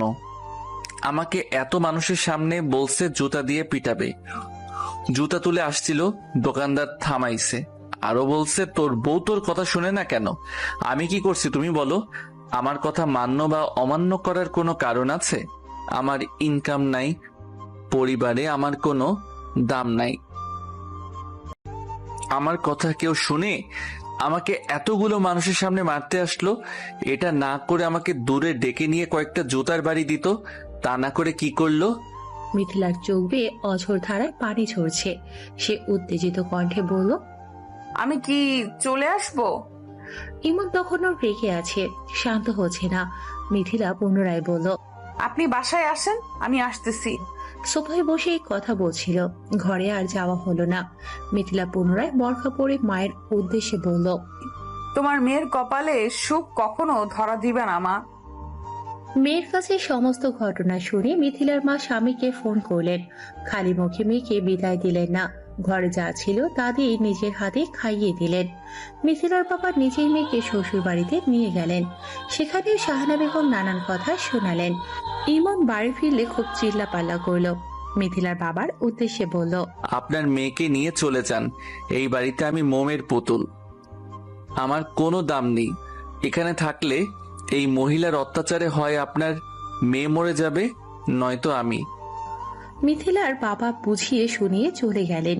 উনি পারতেন মেয়ের সংসারে বাম হাত ঢোকাতে, কিন্তু মেয়ের এত বছরের সংসার জীবনে পরিসমাপ্তি চান না। মিথিলার বাবা চলে গেলে শাহানা বেগম ভাইয়ের ছেলেদের ডাকলেন। তারা আসলে বললেন বিচার করতে। সব সময়ের মতো মিথিলার উপর দোষ আরোপ করে বিচার করা হলো। এতে করে শাহানা বেগম খুশি হলেন। ইমন বাবা মায়ের উদ্দেশ্যে বলল, সে আগামীকাল সকালে বউ বাচ্চা নিয়ে বাড়ি ছেড়ে চলে যাবে। কথাটা শোনার পর শাহানা বেগম বিলাপ করতে থাকলেন। এত নাটক করার কারণ মিথিলা বুঝতে পারল, যেহেতু তারা কক্সবাজার যাবে, টাকা পয়সার ব্যাপার শ্বশুর বাড়ি থেকে দিতেই হবে। ইমনও বুঝলো, সে বলল, তোমাদের থেকে এক পয়সাও আমি নিব না। সত্যি সত্যি ইমন এক পয়সাও নেয়নি বাবার কাছ থেকে। মিথিলার শ্বশুর শাশুড়িও জোর করেনি। আচার চকলেট আনার জন্য শুধুমাত্র 2000 টাকা দিল। মিথিলা কিসের আশায় শ্বশুর বাড়ি পড়ে আছে প্রশ্ন হলে বলা যাবে স্বামীর জন্যই পড়ে আছে। আর যাই হোক, ইমন কখনো মিথিলার গায়ে হাত তোলেনি, মিথিলাকে শেষ সময়ে পাশে থেকেছে। আজকে ইমনের জন্য খুব খারাপ লাগছে। আগামীকাল তার সাথে কি হবে ইমনই জানে। মিথিলার শ্বশুর বাড়িতে একদিনে দুজনের চেয়ে বেশি ভিক্ষুক আসলে শাহানা বেগম অসন্তুষ্ট হন। মিথিলার মনে হয় ভিক্ষুকদের বদদুয়া তার সন্তানের উপরই আরোপিত হয়। এই কথাটা বলার পেছনের কারণ হলো মিথিলাই তার চাক্ষুষ প্রমাণ। এহসানের বয়স তখন 11 মাস হবে। একদিনে 4 থেকে 5 জন ভিক্ষুক এসেছিল বলে ভীষণ রাগ করেছিল। শেষে যেই ভিক্ষুক এসেছিল তাকে জুতা দিয়ে পেটাতে গিয়েছিল। তার পরের সপ্তাহে এহসানের নিউমোনিয়া ধরা পড়ল। সারা রাত মিথিলা ঘুমোয়নি সেই রাতে। ছেলেকে বাম কাঁধের ওপর শুয়ে সারা রাত হেঁটেছে। ইমন অনেক চেষ্টা করেছিল এহসানকে দিতে, কিন্তু মায়ের কোল ছাড়তেই বাচ্চা কাঁদতে শুরু করে। রাত তখন 2:30 বাজে। এহসানের কান্নার আওয়াজ পেয়ে শাহানা বেগম ঘর থেকে বের হয়ে আসেন। নাতনি কাঁদছে, কারণ জিজ্ঞেস না করে মিথিলাকে বকতে শুরু করেন। ঠান্ডা কি খাইছিলা? ফ্রিজের পানি? জিব্বা থেকে তো খাওয়ার নামেই না। নিজের সন্তানের জন্য সাদা ভাত খাইয়াও পার করছি, তোমার বউ তো কোনো হুঁশই নাই। যখন যা মন চাই খাইতে থাকো। এহসানের জন্মের পর থেকে মিথিলার ঠান্ডা পানি পান করা ছেড়ে দিয়েছে। আইসক্রিমও খাওয়া বন্ধ। আনারস খেয়ে দুধ খেলে নাকি বিষের মতো কাজ করে, মানুষের মৃত্যুও হয়ে যায় এতে। মিথিলা এহসান হওয়ার পর থেকে আনারস খাওয়া ছেড়ে দিয়েছে। শাহানা বেগম এখন কি বলল? শাহানা বেগমের চিল্লানোতে বাচ্চাটা আবার কেঁদে উঠল। মিথিলা কোনো উত্তর দিতে পারল না। বাচ্চার কান্না বন্ধ করার চেষ্টা করা শুরু করলো। পূর্বের ঘটনা বলার কারণ হলো, কয়েকদিন আগে একজন ভিক্ষুক মিথিলার কাছে 2 টুকরো গরুর গোস্ত চেয়েছিল। মিথিলার এত মায়া হলো, শাহানা বেগমও বাড়ি ছিল না। শাশুড়ির অনুমতি ছাড়া দেওয়াও যাবে না। মিথিলা করল কি, মহিলাটিকে 2 দিন পর আসতে বলল। মিথিলার মনে আছে কোরবানির কিছু গোস্ত একজন ভিক্ষুকের জন্য রেখে দিয়েছিল। 2 দিন পর ভিক্ষুক আসলো। ইমনও তখন বাসায় ছিল। মিথিলাদের ঘরের ফ্যান নষ্ট হয়ে গেছে, সেটাই ঠিক করছিল। মহিলা আসতেই মিথিলা শাশুড়ির কাছে গেল। গোস্তের কথা জিজ্ঞেস করলে শাহানা বেগম বলল, খুঁজে দেখো আছে কিনা। মিথিলা পেল না। আবারও খুঁজলো, পেল না। একজন মানুষকে কথা দিয়েছে, কিন্তু দিতে পারছে না ভেবে নিজের মধ্যে অপরাধবোধ অনুভব হলো। মিথিলা আবারও খুঁজলো, কিন্তু পেল না। মিথিলার দৌড়ঝাঁপ দেখে তার শ্বশুর কারণ জিজ্ঞেস করল। শাহানা বেগম শুয়ে আছেন, কিন্তু কিছু বোঝেন না। মিথিলা জানালো ভিক্ষুকের ঘটনা। সবটা শুনে মিথিলার শ্বশুর বলল, না বুঝে কথা দাও কেন? কথা দেওয়ার সময় আমাদের অনুমতি নিয়েছিলে? মাতাব্বাড়ি তো ভালোই করতে পারো। গরু গুস্ত কি সবাই খেতে পারে? মহিলাকে না করে দাও। মিথিলা আশ্চর্যিত হলো, সে কোন মুখে না করে দেবে?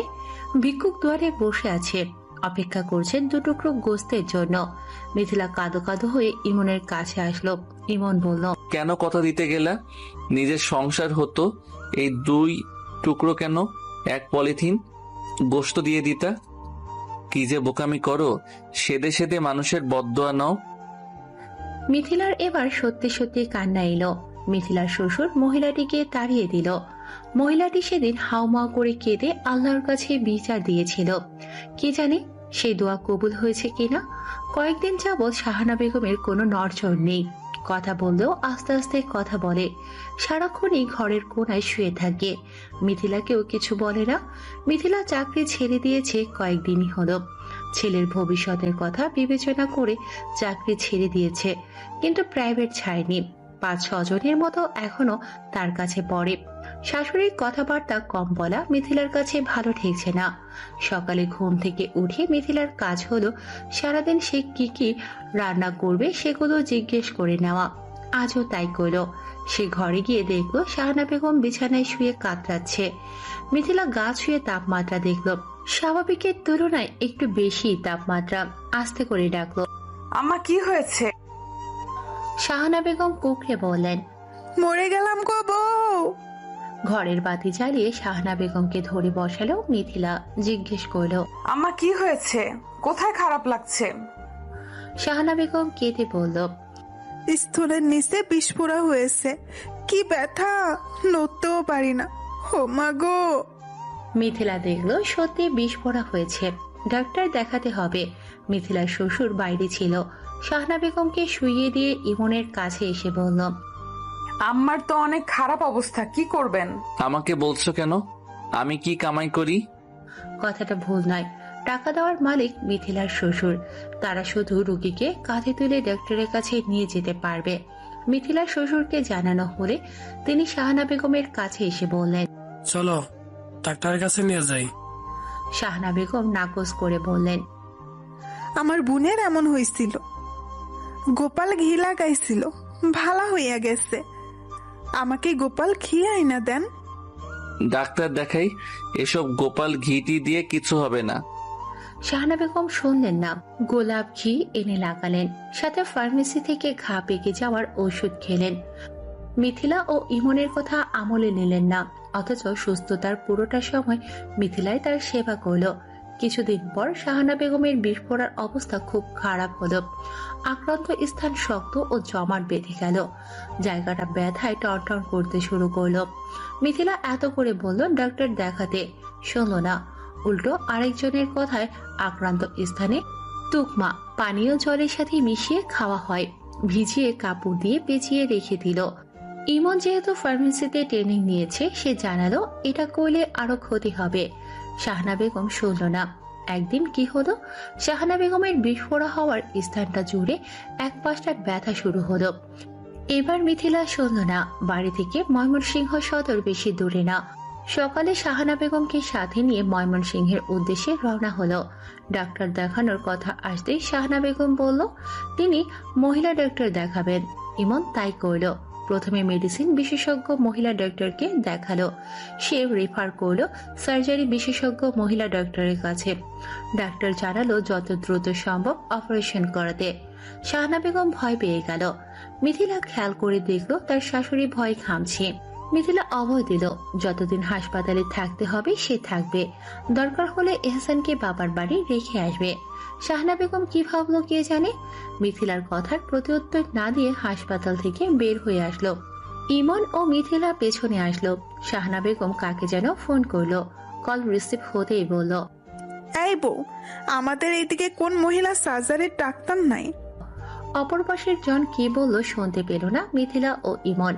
কথা বলা শেষ করে শাহানা বেগম ছেলের উদ্দেশ্যে বলল, বাড়ি চল, সানের মাকে কল করছিলাম, আমাদের এইখানেই মহিলা ডাক্তার আছে, বাড়ির কাছে ডাক্তার রাইখা এত দূরে পড়ে থাকবো কেন?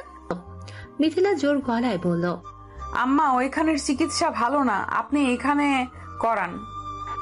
শাহানা বেগম শুনল না, নিজের ইচ্ছেতে বাড়িতে চলে আসলো। ঠিক সেদিন দুপুর 2টায় ভাইয়ের বউয়ের সাথে চলে গেল পাশের একটি সস্তা হাসপাতালে। উল্লেখ্য, শাহানা বেগমের ভাইয়ের বউ বাড়ির পাশে একটি ক্লিনিকে কাজ করত। ওষুধের ব্যাপারে অভিজ্ঞতা আছে তার। আশেপাশে যত হাসপাতাল আছে সেখানে রোগী নেওয়ার ব্যবস্থা করে দেয় সে। বিনিময়ে সে কিছু টাকা পয়সা করিও পায়। ইমনকেও সাথে নিল না। মিথিলা রাগ করে খবর নিল না। বিকেল 4টায় শাহানা বেগম মিথিলাকে ফোন করে জানালো 4000 টাকা নিয়ে ইমন যেন হাসপাতালে যায়। মিথিলা জিজ্ঞেস করলো কি কি পরীক্ষা দিয়েছে। উত্তরে শাহানা বেগম জানালো, x ray, blood test, urine test ও আলট্রাসোনোগ্রাফি। শাহানা বেগম ফোনের ওপারেই ধমক দিলেন, ডাক্তার থেকে বেশি বলছো? ডাক্তার না বুঝবা কি পরীক্ষা দিব? সব মিলাইয়া 12,000 টাকা খরচ হইব, অন্য হাসপাতালে আরো বেশি চাইব। মিথিলা ফোন কেটে দিল।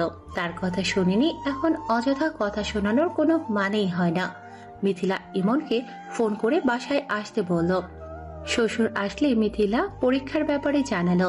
শাহানা বেগমের রায়ের উপর কি আর কেউ কথা বলতে পারে? মিথিলার শ্বশুরের কথাও শুনল না। ইমনের কথা শুনবে ভাবাও বোকামি। ইমন টাকা নিয়ে চলে গেল। সন্ধ্যা 7টার দিকে মিথিলাকে শাহানা বেগম ফোন করে হাসপাতালে যেতে বলল। এও বলল যেন কিছু রেঁধে নিয়ে আসে। এত অল্প সময়ে মিথিলা ডাল ভাত ও ডিম ভুনা করে নিল। 8টার দিকে হাসপাতালে গেল। হাসপাতালের সামনে দাঁড়িয়ে নেম প্লেটের নাম দেখে মিথিলা ভ্রুযুগল কুঁচকে নিল, কেননা এই নামে সেখানে কোনো হাসপাতাল ছিল না। মিথিলা হাসপাতালে আসলো। ভিতরের পরিবেশ দেখে বলল, মাগো, আমার এখানে সুবিধাজনক মনে হচ্ছে না, চলেন অন্য হাসপাতালে যাই। শাহানা বেগম বললেন, আমার ভাইয়ের বউ কোনোদিনও আমারে খারাপ হাসপাতালে আনবো না, আর ডাক্তার কইছে আমারে অজ্ঞান করে নিব, একটু টেরও পাবো না। মিথিলা কিছু বলল না। কেবিনে বসে অপারেশনের সময়ের জন্য অপেক্ষা করতে থাকলো। প্রায় 20 মিনিট পর একজন নার্স ইঞ্জেকশন ও কিছু ওষুধ নিয়ে আসলো। ইমন এহসানকে নিয়ে দোকানে গিয়েছে। মিথিলার শ্বশুর এসে বাড়ি খালি দেখে চলে গেছে। নার্স পরিধানের অতিরিক্ত কাপড় আনতে বলল। মিথিলা ইমনকে ফোন করে আসতে বলল। ইমন আসলে এহসানকে রেখে পরিধানের কাপড় ও অন্যান্য জিনিস আনতে চলে গেল। হাসপাতালে এখন মিথিলা একা। শাহানা বেগম ভাইয়ের বউয়ের সাথে কথা বলতে থাকলেন। কথা বলার এক পর্যায়ে শাহানা বেগম বললেন, তোমার মামিকে খাবার বেড়ে দাও। মিথিলা তাই করল। এর মধ্যে বাহির থেকে রুটি কলা এনে শাহানা বেগম খেলো, কিন্তু একবারের জন্য মিথিলাকে খাবে কিনা জিজ্ঞেস করলো না। খাওয়ার পর্ব শেষ হলেই শাহানা বেগমের ঘুম পেল। মিথিলা ভাবলো ওষুধের রিয়েকশন হয়তো। ইমন তখনও আসেনি। মিথিলা সোফায় বসে এহসানের সাথে দুষ্টুমি করছিল। এমন সময় একজন বুয়া গ্লাভস পরে কেবিনে আসলো। মিথিলা বুঝতে পারল এই বুয়া অপারেশন থিয়েটারে কাজে নিয়োজিত। মিথিলা জিজ্ঞেস করলো, আলাদা কাপড় পরাবে না? যেহেতু কখনো মিথিলা অপারেশনের কার্যক্রম দেখেনি, এহসান হওয়ার সময় তার সাথে যা যা করা হয়েছিল সবই ভিন্ন। উত্তরে বুয়া বলল, আরে কিছুই লাগবে না, চলেন মুরব্বী। শাহানা বেগম হেঁটে হেঁটে অপারেশন থিয়েটারে চলে গেল। মিথিলা সিনেমাতে দেখেছিল অপারেশন থিয়েটারে নেওয়ার আগে আলাদা কাপড় পরিধান করিয়ে নেয়। শাহানা বেগমকেও সেভাবে কাপড় পরিয়ে নেওয়া হবে, অথচ এমন কিছুই হলো না। 3 তলায় অপারেশন থিয়েটার, গেটের পাশে রিসেপশন, তারপর 2 গলির পর অপারেশন থিয়েটারের ঘর। মিথিলাকে রিসেপশনের কাছেই দাঁড়িয়ে থাকতে হলো। এহসানকে কোলে নিয়ে দাঁড়িয়ে আছে সে। ইতিমধ্যে ইমনকে ফোন করে শাহানা বেগমের কথা জানালো সে। মিথিলার মতো ইমনও জানার পর অবাক হলো। প্রায় 15 মিনিট পর মিথিলা দেখতে পেল শাহানা বেগমকে যেভাবে হেঁটে হেঁটে নিয়ে যাওয়া হয়েছিল সেভাবেই নিয়ে আসা হচ্ছে। মিথিলা আম্মা সম্বোধন করে এগিয়ে আসলো। বুয়া শাহানা বেগমের হাত ধরে রেখেছিল। মিথিলাকে দেখতে পেয়ে হাত ছেড়ে দিল। মিথিলা শাশুড়ির হাত ধরে বুঝতে পারল হাত হিম শীতল হয়ে আছে। শুধু হাত নয়, সারা শরীর ঠান্ডা হয়ে আছে। মিথিলা শাহানা বেগমকে জিজ্ঞেস করল, এইভাবে বের করলো কেন আম্মা? অন্তত পক্ষে হুইল চেয়ারে করে কেবিনে দিয়ে আসতো। এহসানের জন্মের পর মিথিলাকে হুইল চেয়ারে করে কেবিনে আনা হয়েছিল। মিথিলা ভেবেছে শাহানা বেগমকে হুইল চেয়ার অথবা স্ট্রেচারে করে নিয়ে আসবে, অথচ শাহানা বেগম আসলো হেঁটে হেঁটে। কেবিনে শুয়ে দেওয়ার সাথে সাথে শাহানা বেগম গগনচুম্বী চিৎকার শুরু করলো। মিথিলা একা কি করবে ভেবে পেল না। শাহানা বেগমের মাথার কাছে দাঁড়িয়ে মাথায় হাত বুলিয়ে বলতে থাকলো, আম্মা কি হয়েছে? ব্যথা করছে? ডাক্তার ডাকবো? মিথিলার এতটুকু ধ্যান নেই যে শাহানা বেগম বলেছিল ডাক্তার তাকে অজ্ঞান করে নেবে। শাহানা বেগম কাঁদতে কাঁদতে বলতে শুরু করলো, আমারে কইছিল অজ্ঞান কইরা নিব, অজ্ঞান করলো না, আমার ওই জায়গায়ও অবশ করলো না, জ্যান্ত মানুষটারে কেমনে কাইটা ফেললো। ও আল্লাহ গো! মিথিলা কি করবে, কোথায় যাবে, কার কাছে যাবে? এমন পরিস্থিতিতে সে আগে কখনো পড়েনি। মামি শাশুড়িকে মিথিলা জিজ্ঞেস করলো, মামি, আপনি নিয়ে আসলেন, আম্মার সাথে এরা কি করলো? আমাকে বলছে মহিলা ডাক্তারকে দিয়ে অপারেশন করাইবো। ডাক্তার বেটি ঘরে ঠিকই আসছিল, কিন্তু আমার শুইয়াও দেখে নাই, দূরে তারাই আসছিল, আমাকে বেটা শুইল। আল্লাহ গো, মাফ করো। মিথিলা শাশুড়িকে কেবিনে রেখে রিসেপশনে গেল। নার্সকে কারণ জিজ্ঞেস করলে কিছুই বলতে পারল না। এবার মিথিলা তার মামি শাশুড়ির কাছে গেল। ভদ্রমহিলা হাসপাতালের প্রতিষ্ঠাতার সাথে ফোন কলে কথা বলছিল। মিথিলা মামি শাশুড়ির কান থেকে ফোন কেড়ে নিয়ে বলল, আপনারা কিসের জন্য 12,000 টাকা রেখেছেন? আমার শাশুড়িকে তো তারা অবশ করেও নেয়নি। লোকটা বলল সে দেখছে। মিথিলা মামি শাশুড়ির দিকে ঘৃণিত দৃষ্টি ফেলে কেবিনে চলে আসলো। ইমন আসলো কিছুক্ষণের মধ্যেই। এসে মায়ের মাথায় হাত বুলিয়ে বলল, মা গো, একটু সহ্য করো, আমি ডাক্তারের সাথে কথা বলছি। সবাই ভেবেছিল অপারেশন করতে অনেক সময় লাগবে, কিন্তু এত অল্প সময়ে হয়ে যাবে ভাবতেও পারেনি। ডাক্তার এসে জানালো 60 বছরের উপরে রোগীদের অজ্ঞান করা যায় না, এতে করে জ্ঞান ফেরার সম্ভাবনা কম থাকে। মিথিলা কিছুতেই মানতে পারল না। হাজার প্রশ্নবিদ্ধ করার পরও কোনো বিচার পেল না। রাত 12টায় শাহানা বেগমকে বাড়ি আনা হলো। নরম খাবার খাইয়ে ব্যথার ওষুধ সেবন করিয়ে ঘুম পাড়িয়ে দিল মিথিলা। মাঝরাতে শাহানা বেগম ব্যথার যন্ত্রণায় ছটফট করছে। মিথিলা শাশুড়ির ঘরে আসলো, ব্যথার ডোজ দিল। সারা রাত শাশুড়ির সেবা করে পার করল। শাহানা বেগমের বিস্ফোরা অঙ্গের এমন জায়গায় হয়েছে যে কেউ দেখতে পায় না। তাছাড়া আক্রান্ত স্থানে 4 আঙ্গুল পরিমাণ গর্ত হয়ে গেছে, যা প্রতিদিন ড্রেসিং করার মাধ্যমে পূরণ হবে। মিথিলা সংসারে কাজ করে, প্রাইভেট পড়িয়ে বিকেলে শাহানা বেগমকে নিয়ে হাসপাতালে যায়। ড্রেসিং করিয়ে বাড়ি নিয়ে আসে। ড্রেসিং করানোর সময় শাহানা বেগম মিথিলাকে চাপটে ধরে। মাগো মাগো বলে গলা ভেজায়। মিথিলা হাসে। মানুষ এভাবেই তার কৃতকর্মের প্রতিফল পায়। মিথিলা তখন ভাবে, 12,000 টাকা অন্যকে ধ্বংস করার জন্য দিয়েছেন, সেই 12,000 টাকাই আপনার ধ্বংসের কারণ হতে যাচ্ছিল। দীর্ঘ 2.5 মাস শাহানা বেগম যন্ত্রণা ভোগ করলেন। এই 2.5 মাস মিথিলার সেবা করা দেখে শাহানা বেগমের মন নরম হলো।